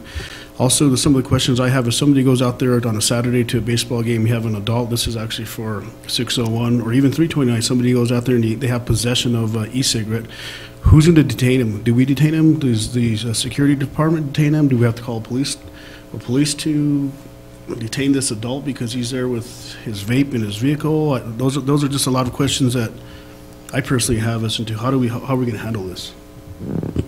President Price? Yes. Members of the board, Superintendent Garcia, if you would, the draft for 601 says that we will ask people to not bring it onto campus. And if they're repeat offenders, then we can ask them not to come back to campus. So it's not really about search and seizure or detainment. As a principal, often we would just ask, would you please cease and desist? Board Member Carrillo. Yeah, when I've been into athletic events and different things, if a kid is vaping or somebody's lighting a cigarette, there's generally always at least one security guard at most of our things, and they'll just politely go over and say, put that out or I'm going to smash you in the, no, they won't. They'll just really politely say, you're not allowed to smoke on premises. So to answer your concern, Dr. Rudy, no, to answer your concern, Mr. Rudy, that's usually what happens. We don't detain anybody, not that I've heard of so far. But I still think we can do 329 tonight. If you want to put them both off, you know, I'm cool with that. I just, yeah. Vice President Camp. Cash. Maybe we should just postpone both of them until the superintendent feels like she's got more clarity on what we're doing. So, Board Member Carrillo, would you please Yeah, I give it to my withdraw- motion. Vote to table. Okay. But do you have to withdraw your motion? Yeah, I withdraw it. Okay. So the withdrawal should come first, and then he's moved to table. Can I have a second? Second. Okay. All in favor of tabling? Aye. Aye. All right. Thank you. Moving on to amending the Mandela lottery. Thank you, Madam President, members of the board. Currently, the lottery process for Mandela is segmented by the 5 districts, with each district having independent lottery draws. These draws are governed by the number of participants in the district and the number of slots allotted to the districts. Allocation of slots is based on the proportion of 6th graders from the previous year. An analysis of the process revealed that the well-intentioned, geographically segmented lottery has the unintended consequence of creating unequal chances of selection. I believe the staff feels that giving students, all students, regardless of where they live, an equal chance would be to go with option 2, amending the process to a non-segmented approach. Both Dr. Ryan and Mr. Martinez are available to answer questions about this particular item. We stand for questions. Board Member Carrillo. Certainly we'll discuss this, but I make a motion to adopt option 2, which means amending the process to a non-segmented approach. Is there a second? I'll second for the purposes of discussion. Okay. Will someone please explain this to me?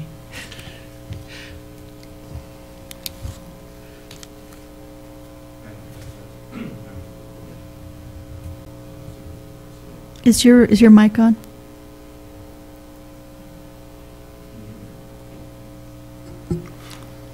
Thank you, Dr. Ryan. Madam President, members of the board, Superintendent, the explanation is that the Administrative Regulations 627 directs us to have a separate lottery for each elected district in the district. The result of that is to mitigate and to improve representation for each district. The unintended consequence is then that students do not have the same opportunity to be selected in this process because it depends on where they reside and a number of people within their residential area or their district. The number of people or students that apply.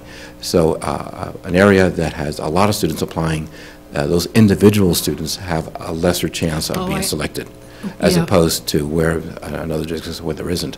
To equalize all that, we are suggesting that a district-wide lottery would give each student equal opportunity to be selected. Vice President Cashman. So if we go to this non-segmented approach, if I could potentially have Mandela students, if District 2, my district, everybody applied, Mandela could just become proportionally District 2 school, and I thought the whole purpose, I was not on the board when Mandela was chartered or formed, but I thought the purpose of it was to make sure that each district was given a fair number of slots so it didn't skew, so it created a population that looked more like Santa Fe than to have one grouping of kids, maybe disproportionately represented. When we originally did this, Steve and I were on the board at the time. It was decided that, I'm hearing what you're saying, but it was also decided that this would give each area of the city, each district, an equal opportunity. But you're saying now that that's not what's happening, and that's the unintended consequence. Is that what I'm hearing? Madam President, Madam Vice President, members of the board, what I am saying is that there's a different perspective, whether you look at it through the eyes of individual students or through their residential area. We can address the issue of equity among the residential areas through amending the procedure in AR, making sure that the allotment of seats for each district is filled first through the whole lottery. And then if there is some imbalance there, we can still keep selecting until that balance is achieved. But staff feels it is very important always to have equality in opportunity for students to be selected. Mm-hmm. To Vice President Cashman's question, your scenario is possible but remotely possible, and we will of course monitor anything that would have that kind of consequence. Of course, what we are addressing is precisely what you are suggesting could be a possibility, that some geographical areas might be overrepresented, but in doing that and having more students being represented, we hope that the randomization of the general process equalizes that. If that is not what occurs, which statistically it would be very rare, we will make sure that that is mitigated. Board Member Carrillo? Did that satisfy your concern? I want to just make sure, so if right now District 2, and I'm just throwing out a number, has 10 seats, and we go to this non-segmented approach, will District 2 still get 10 seats? Absolutely, yes. How can you say that? Yeah, I'm confused about that. We have the general lottery process. As students are selected, they are placed into the columns for their school. Each student will have the same chance to be selected for those columns.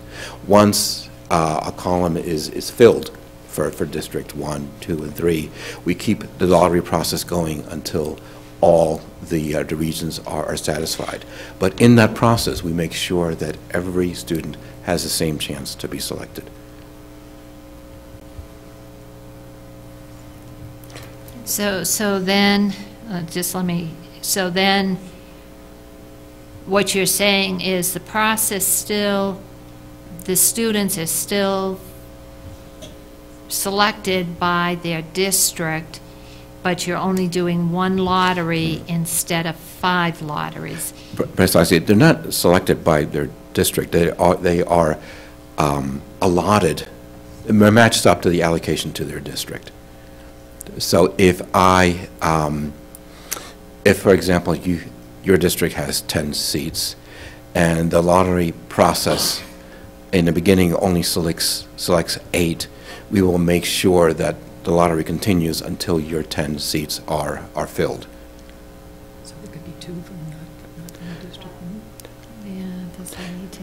But then, okay, so if we go to this process, and I have 10 seats, and all of my students, I mean, let's say I have 100 kids that apply. My 10 seats are filled, okay? And every one of us has 10 seats, and they're all filled. By going to this other process, one thing, then the next number 51, number 52, those are the next, are they still allocated to my district, or are they then number 51, 52 could all be from District 3?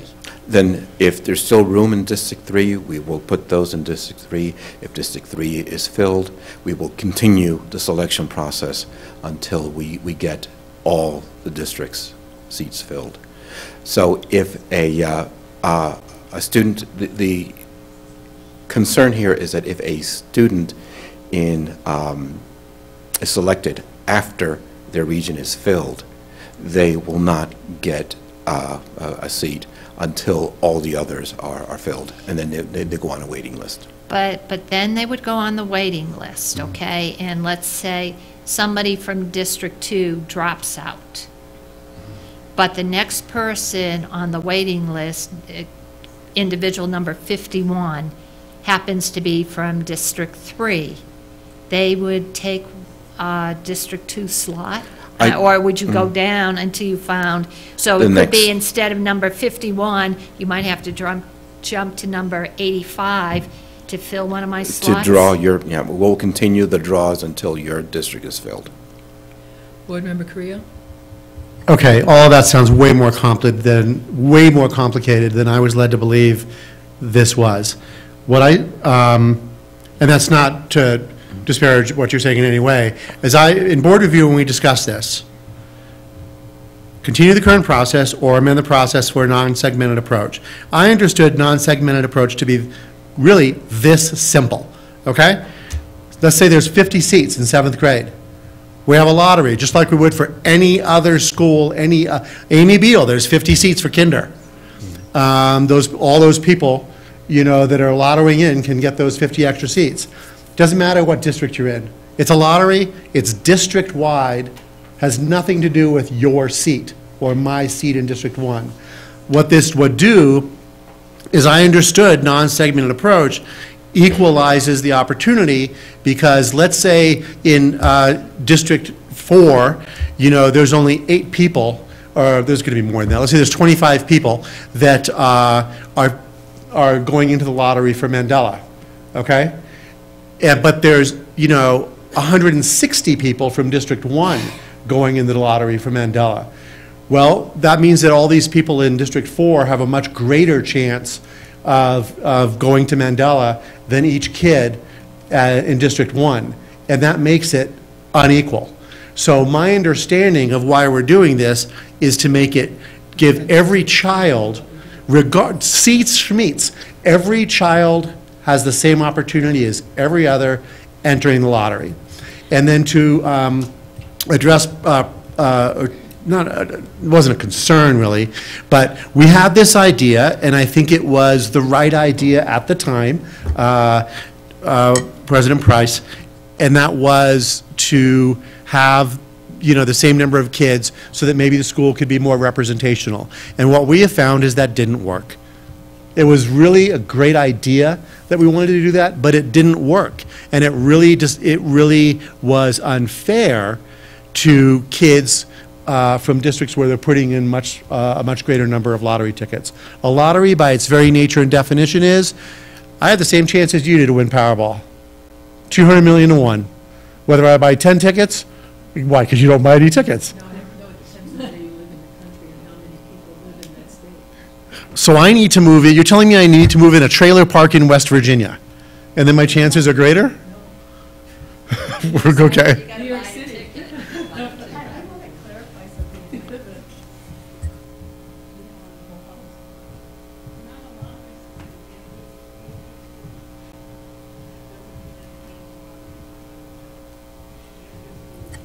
I know that.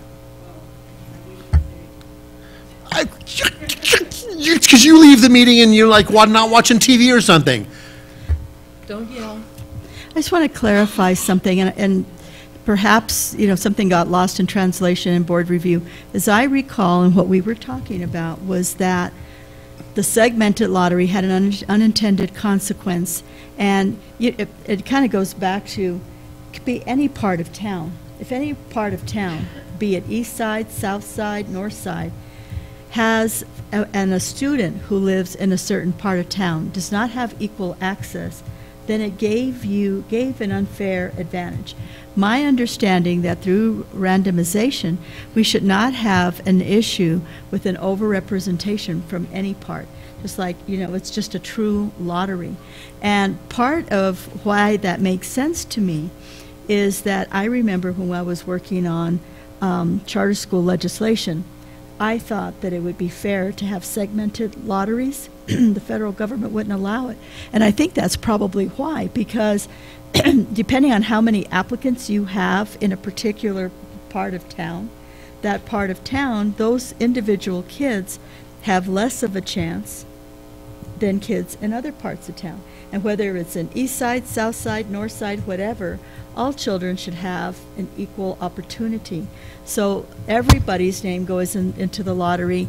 You tumble, you pull. It's an equal opportunity. If we're going to do that with the segmented, I see where you're going, but I don't think that's what we told the board and board review, with all due respect. I apologize. I didn't know that there was a switch, but that's not the way I understood it. I understood it the way Mr. Carrillo did. And so, I think that you said, right, that randomization, we should be okay? I was trying to address the possibility of Vice President Cashman's scenario, which I think it would be very, very rare, and that the randomization process of a district-wide lottery would control for that. But I'm sorry I went off the deep end in trying to, fix a problem. I wasn't aware that I had gotten that help. So anyway, sorry about that. But to reiterate, the points, even when I went off the deep end, I never would suggest a segmented lottery again. I was pointing out its flaws. Staff and leadership had a consensus that equality here is more important, and it could be done with a district-wide lottery. And statistically speaking, the representation of each district should emerge from that lottery. So in essence, what you're asking us to do is undo the policy? Yes. Precisely. Okay. Board Member Correa, did you have your hand up? I'm sorry. Oh, yeah, I wrote, yeah. Rudy? Mr. Garcia? Board Member Garcia? I'm confused, and so I'm just a little confused, and so I would just like to make a motion to table. Vice President Cashman? Yeah, and I apologize, I was not at board review, but this, at least from what I understood, the whole point of Mandela, so I think we would have to look at the whole policy behind the establishment of Mandela. I mean, I wasn't on the board at the time, was to make sure that Mandela looked like what Santa Fe looked like.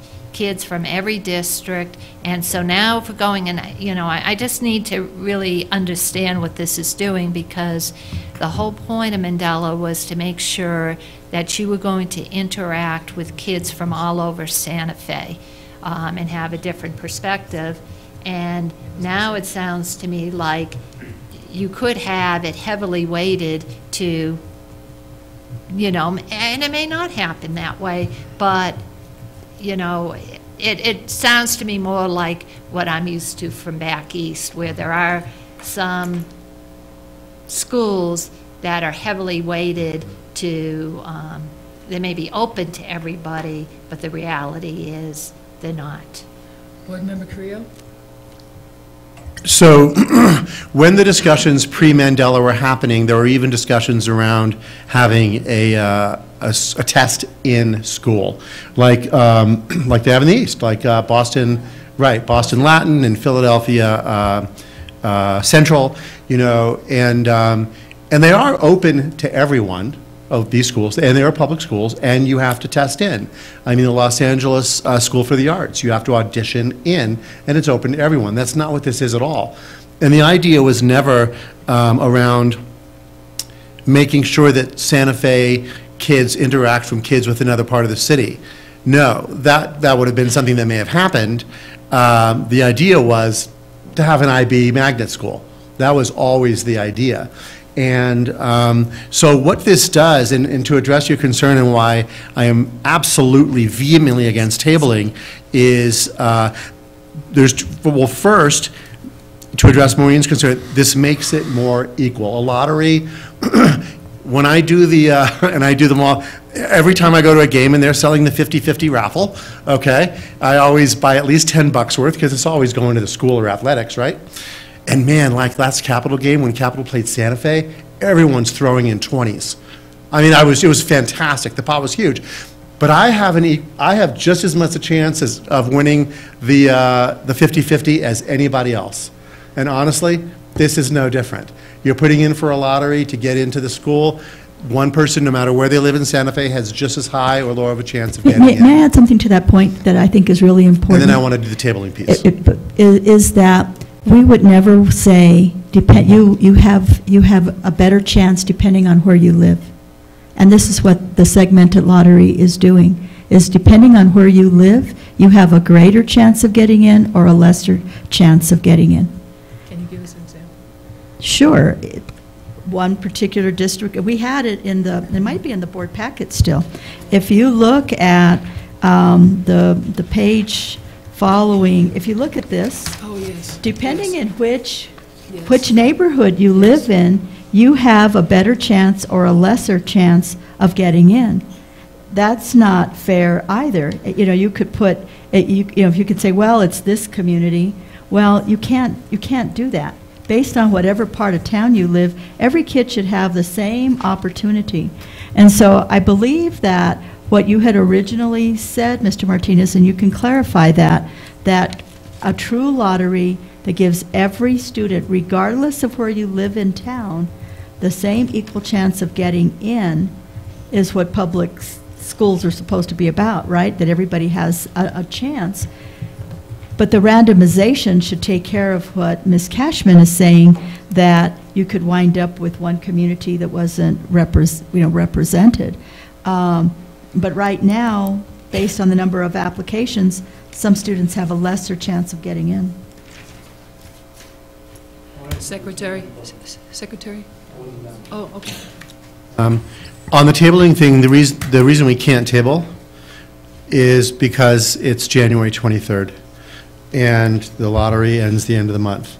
So it's a decision we have to make so that kids know where they're going to school. Secretary Noble? I have got confused. I understood it as Board Member Carrillo did in board review, and the idea of students going into columns in districts according to... Take that off the table. I think that he was trying to come up with a solution to address an issue. That is not the recommendation. It is either to stay with what you've got or just a plain straight lottery. And a plain straight lottery is if we've got 50 slots and 500 students who apply, we just put them all in a bucket and pull out 50 names. Correct. Thank you. Vice President Cashman? Okay, so I understand what we're talking about, but then, so we pull out the 50 names, if there are 50 spots. Then tell me what happens the next year, and everybody applies again, and we have 50 spots again. Do some of those spots get taken off if your sibling already got in? Those get taken off, and so now we only have 45 slots because 5 siblings before. I mean, I know we do that. I think that's fundamental. I disagree with that. I don't think that just because your sibling got in, that you should get a pass just because I didn't have more kids than... I mean, I understand why we do it, but I just want to understand that would happen the following year, that if you had a sibling already in, those slots would be taken off? I don't think that is currently in policy. I don't believe that is in policy. Lisa, can you check, please, on the Mandela lottery? I know, because I've sitting here forever. No, our lotteries don't allow for SIBs.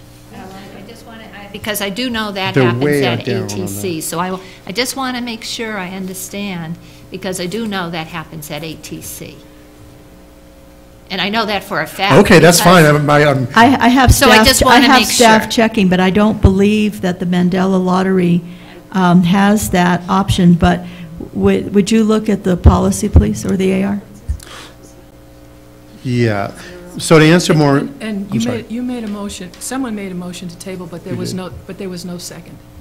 So, and I agree with you, we do have to decide this tonight, because the lottery is coming rather rapidly.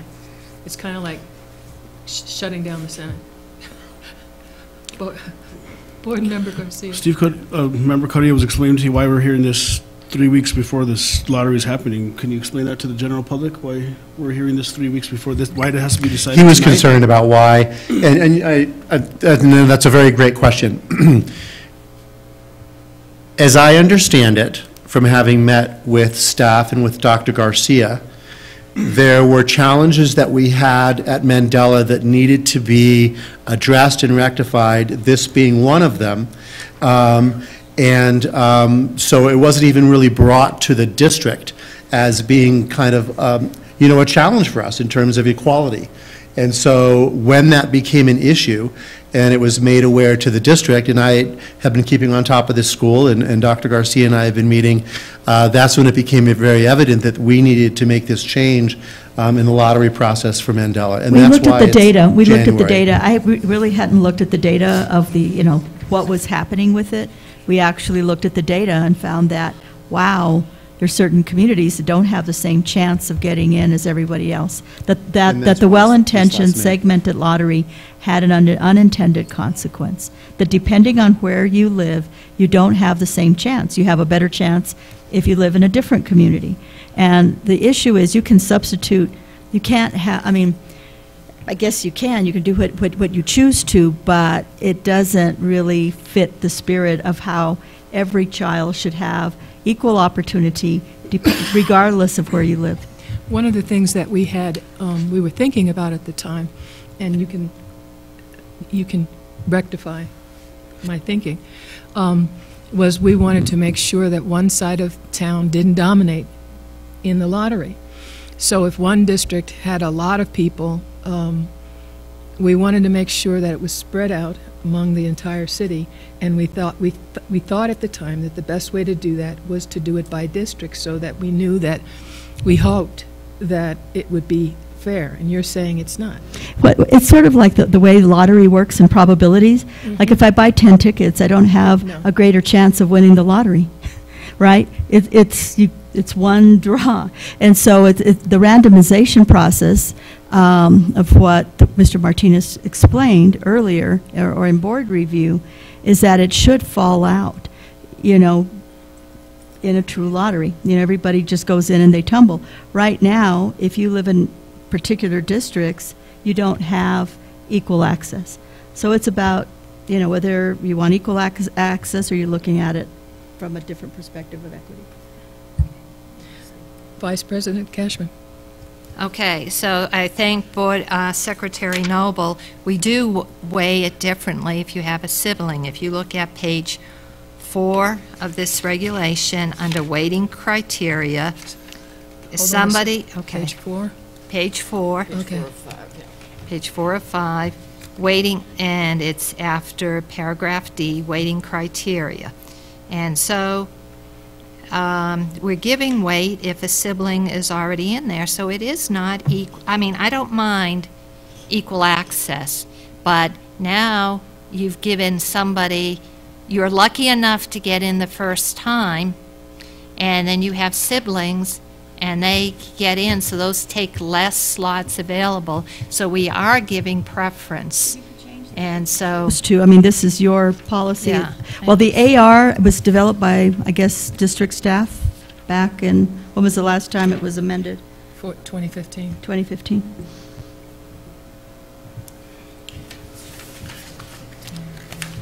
Board Member Creel. Isn't this AR contrary to our board policy? I think that it has to, is it probably aligning to the PAD interzone? Because I think it references that. If you give staff just a second to look that up. And even if that was the case, we should pass this tonight, and we should pass it with district-wide. Because, and I understand your concern, and we can totally address that concern. But not necessarily with this motion. There is no motion. I made a motion initially, and then there was a second for the purpose of discussion. And so my sense is we should go ahead and pass this tonight with option to amend process to a non-segment approach, and then absolutely look into the whole sibling thing relative to the lottery as it relates to other schools as well as to Mandela. And then also, because you brought it up, we're going to have to look at ATC. And even maybe they are doing some informal thing that they shouldn't be as one of our charters. oh, no. That's in their policy. I know that. But we're the district, and they are our charter. So it's our policy trumps theirs. So that's something that, right?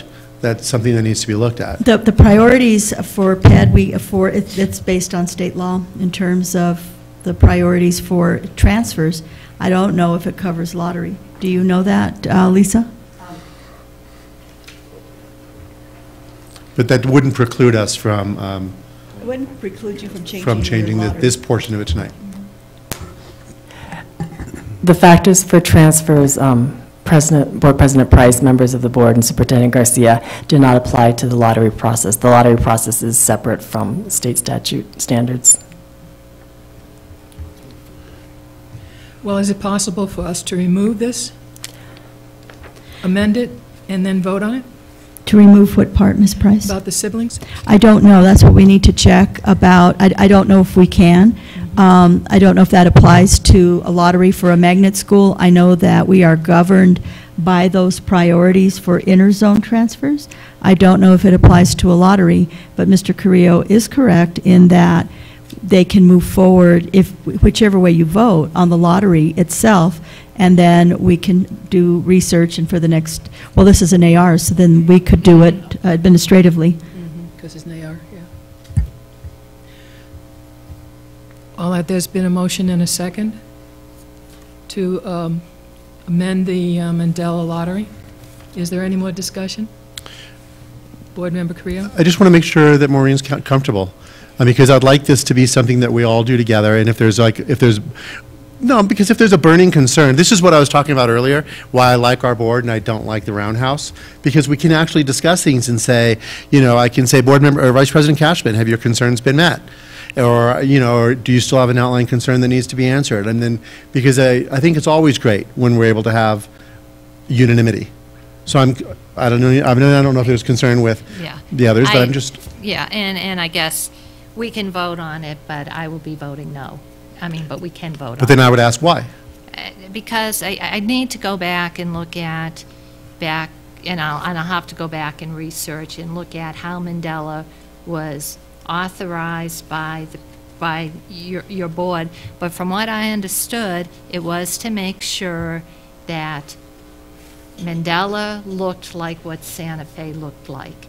And so you had kids from all over the city coming in. I understand that there are more people that want to get into Mandela than we have seats available.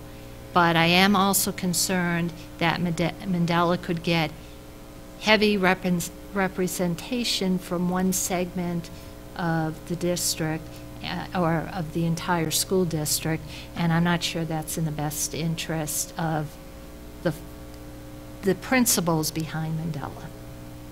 So, but we can vote on it, but we don't need to have a unanimous vote. Okay, so so then the way it's been explained, where we're actually creating more equality around the lottery, because if you're saying the principles of Mandela, there's more equality around the lottery this way. Everyone has an equal chance, regardless of where they live, and regardless of their income, regardless of anything. So I would say that it's more in the principles of the school to do the non-segmented approach than not. And I remember sitting on the board and sitting in over there at study sessions when we were having the discussions around, we'd like to do, have a sprinkling of every part of Santa Fe, but then now what we've learned is really that there was the unintended consequence of other people, in a sense, being discriminated against just based on the fact of being in one district or another. All right, well, I'm not going to convince you tonight because I've known you long enough, but I just wanted to have the discussion. Well, maybe just one more way of looking at it. I'm not trying to convince you one way or the other, but we have other schools that people want to get into. Why don't we do segmented lotteries for them?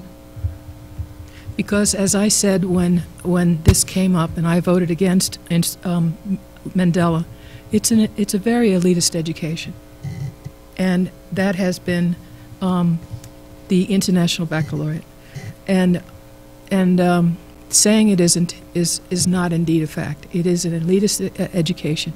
One of the reasons why we did Mandela is because of the recession, and Desert Academy stopped off. People stopped sending their kid to private school to get an international education, this international baccalaureate education. And so one of the reasons why we did this is we thought that it would be fair to make sure that it didn't get overcrowded with one part of town, one zip code. So I'm confused because you're saying our intentions were good, but a failure. No, it just has an unintended, no, it's not a failure, it just has an unintended consequence that depending on where you live, you don't have the same chance of getting in. I think I was saying the same thing, except that we're seeing it differently.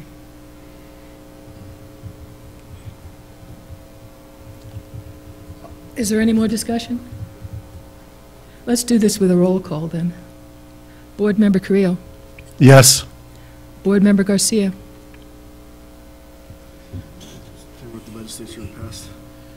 I'm voting no because I'm still unclear of how this is all working and how it works, so no. Board Member, Secretary Noble. I'm going to vote yes and say thank you to the staff for the analysis and recommendation. Board Member Cashman. No. and the president is conflicted.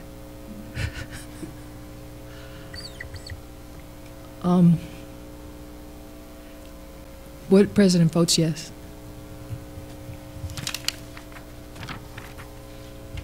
Thank you. So we'll move on from that to item D, which is basically cleanup, in that we did set Amy Beal as a secondary boundary. Setting a secondary boundary for Amy Beal, and that was to name Pinon. And we did not take official action as a secondary boundary. This then becomes the homeschool for children when there is not room in their grade. And so we ask that the board recommendation is to make this official, that the secondary boundary, when there is not room, is Pinon Elementary School. I move to accept this. Is there a second? I'll second it. Is there any discussion? All in favor, say aye. Aye. Aye. Aye. All opposed? It passes. Next is the inclusion of Turquoise Trail Charter School in the Madam school. President, I'm sorry. Yeah. I would just ask that for anybody that thinks we just breezed over this, we didn't. You can go to the video from the study session last week and the board meeting 2 weeks ago, and you can see hours-long discussions about this issue. We just forgot to do this. This piece, yeah. All right, next one is inclusion of Turquoise Trail Charter School in school facility study. Thank you, Madam President, members of the board. As a follow-up to the January 16th, 2018 Board of Education action to study Chaparral, E.J. Martinez, and Nava for possible rebuild, consolidation, reboundary, etc., this action will direct the superintendent to include studying a possible location for Turquoise Trail Charter School in this study. And the recommendation is approval from the staff. May I have a motion? Move to approve. Board Member Creel? Oh, I'll second. I was moving to approve. Oh, okay.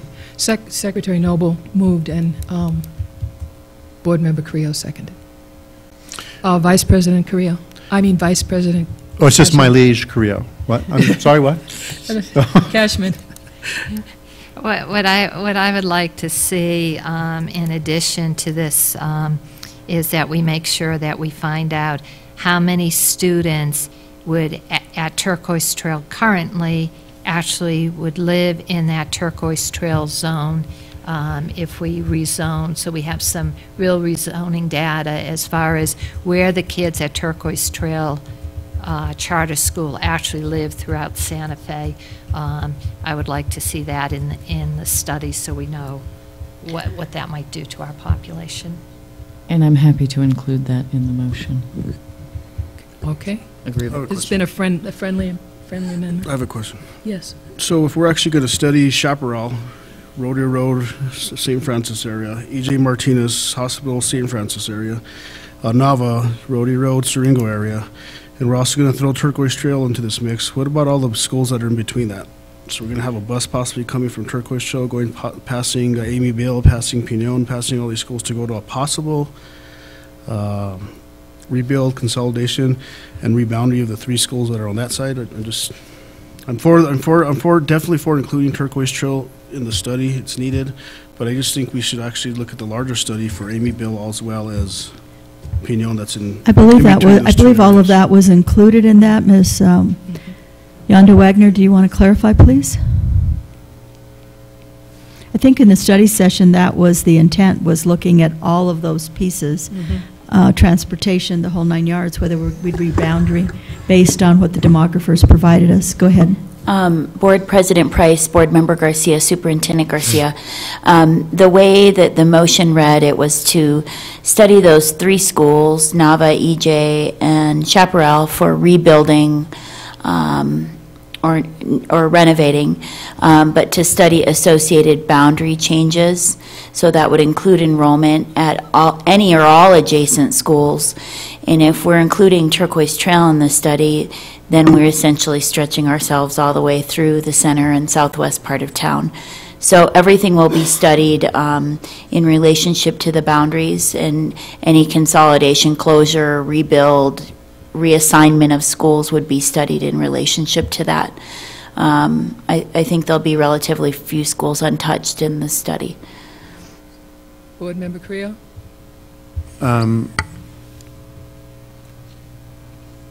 I got sidetracked. Oh, no, I'm for this. I think it's a good idea. And I think that because those are, kids that live in Santa Fe and Santa Fe County, we need to do what we can to assure them that we're, when the ironclad lease runs out, that we're doing what we can also to find them a space. Vice President Cashman?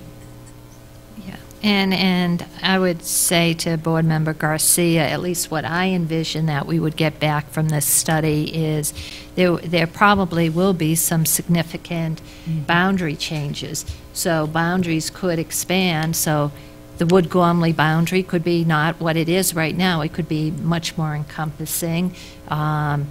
The Amy Beal boundary could be shrink. I mean, I think we're going to have to make some major adjustments for the fact of our kids are living in different areas right now, and so those boundaries, would be affecting a lot of people.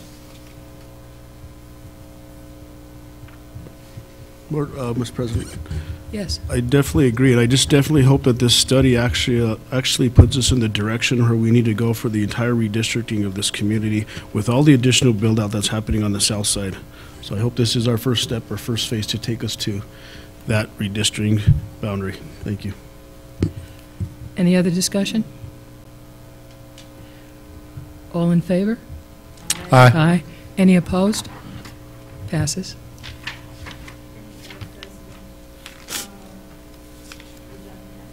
Okay. So now we go to board discussion and possible action. Board Member Garcia, you have the GEO bond and related construction update? I would actually just like to know, we passed a general obligation bond roughly within the last year and a half or so for $110 million, I believe it was, or $80 million, and I think $100 million. And so one of our first bond sales was actually the $26 or $30 million for Milagro. And I would just like to know what staff's direction is, or staff's, what projects are we bringing next? So are we going to sell another $30 million bond? Are we going to sell another $40 million bond? Are we going to sell the remaining $60 million bond? I would just want some sort of an update as into what projects are next. So we can just provide it, I'll put it in we can put it in the update, I think. I want to make sure we give you accurate information. I don't want to do it unless you have I don't want a back of the envelope. Do you actually have the numbers? Then go ahead and, if it's a pleasure of the board, just go ahead and respond. Mr. Grindler. President Price, members of the board, Superintendent Garcia, and Member Garcia. We sold in Series 1 $40 million out of the 100. So we've been collaborating, Chief Operating Officer and I, on the next two series. We typically sell 3 series in the 4 years, so the next 2 series will be $30 million each. And that sale will be advertised and take place this spring. Thank you, Mr. Grindler. And just, Madam Superintendent, if you could just, I don't know if the staff already has the list of the projects that are actually next, because just keep in mind that the voters actually voted for certain projects on that general obligation bond, so I think we just need to figure out what projects are up next for construction and or remodel or design. So just keeping in our process of just kind of know if this is something the whole board wants us to follow up on, or whether we get it from the CRC. I don't think there needs to be any board follow-up. I mean, that would just be, I would say at some point, if the superintendent were to ask staff and Ms. Yonda Wagner to have the CRC address the board. I mean, if the board, it can happen that way. It doesn't need by board decision or anything, in terms of like what projects may be up next. Is that what I'm hearing you ask for? Yeah, so then at some point. A CRC update. Yeah, just get a CRC update. Anything further? All right, then we move on to superintendent contract. It's that time of year where we have to start thinking about scheduling I mean, not that the superintendent has even come to us to ask us for a contract extension, but it's that time of year where we need to start thinking about that, as well as the superintendent evaluation, getting it on the schedule, because that's the hardest part usually. Yeah. So do we want to do that maybe in the next executive session? Yeah.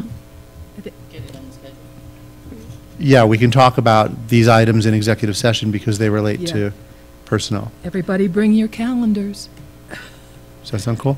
Okay. And then I'm going to ask that Alma get the evaluation forms ready for us, because usually what we do is we take them home and we evaluate, and then we get together. And I will need, so based on the date, I just need a little bit of time because Sure. I have to pull all the Yes. all the evidence for all the different areas. so. Supporting stuff, yeah. Yes, Cool. yes. All right. So that takes care of B and C, which are Yes. me. And then I have more? We usually try not to bring up things that are not. Well, I know that. This is, yeah, I know that. It's not something to be elaborated over.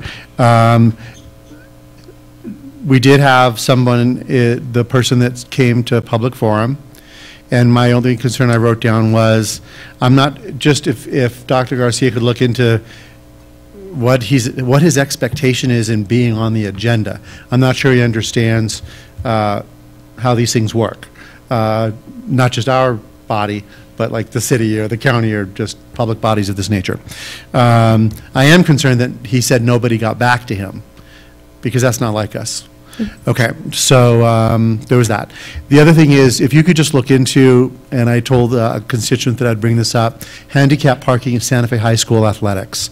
And That's one of the reasons why I don't go to the games. yeah, it's, no, where the handicap parking is, I mean, it works fine if you're going to theater, but if you're going to basketball or football, It doesn't even work fine if you're going to theater. it's, You have well, there's highlights.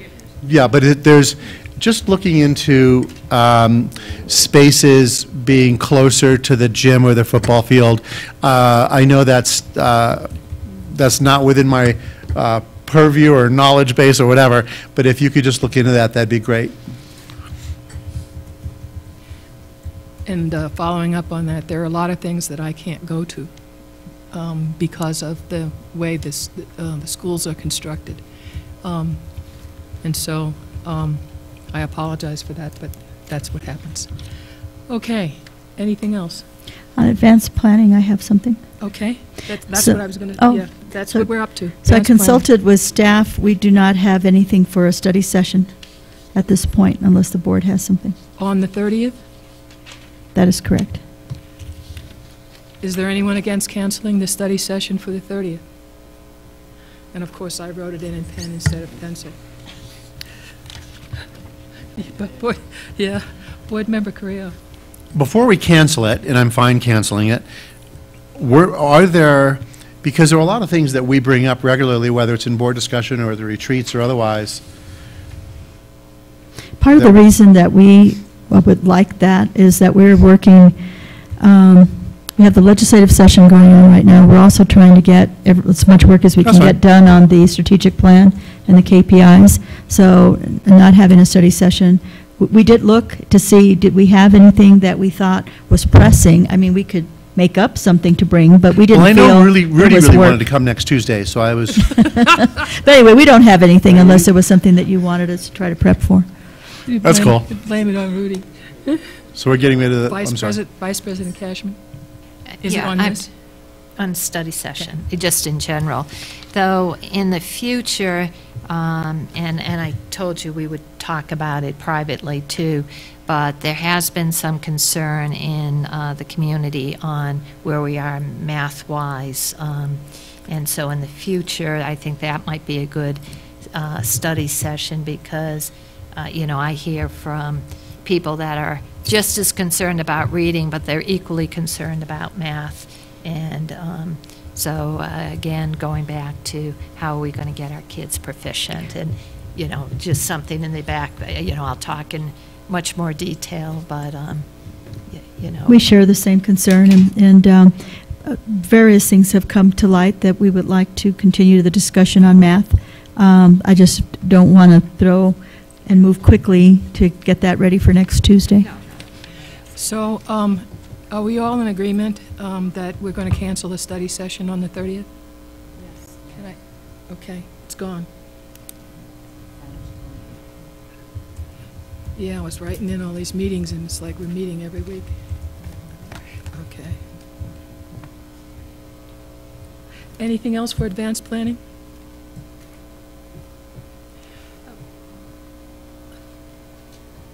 Vice President? Well, Vice it's President Kessler? it's not really advanced planning, but I just want to say this, so I should have maybe said it in board discussion. I know we've read in the paper various articles on shootings in schools, and I'm not sure, and I'm sure we're doing a good job educating our kids, but this is becoming a reality now. I think this is something we should put on board discussion. Yeah, for we the should next have time. it, because. Yeah, Okay. because, Then let's do you that. know, we just had some shootings today. Yes. And I think it becomes, what is our responsibility as a board, and what do we expect our students and staff to? All right. We have an item for board discussion. Okay.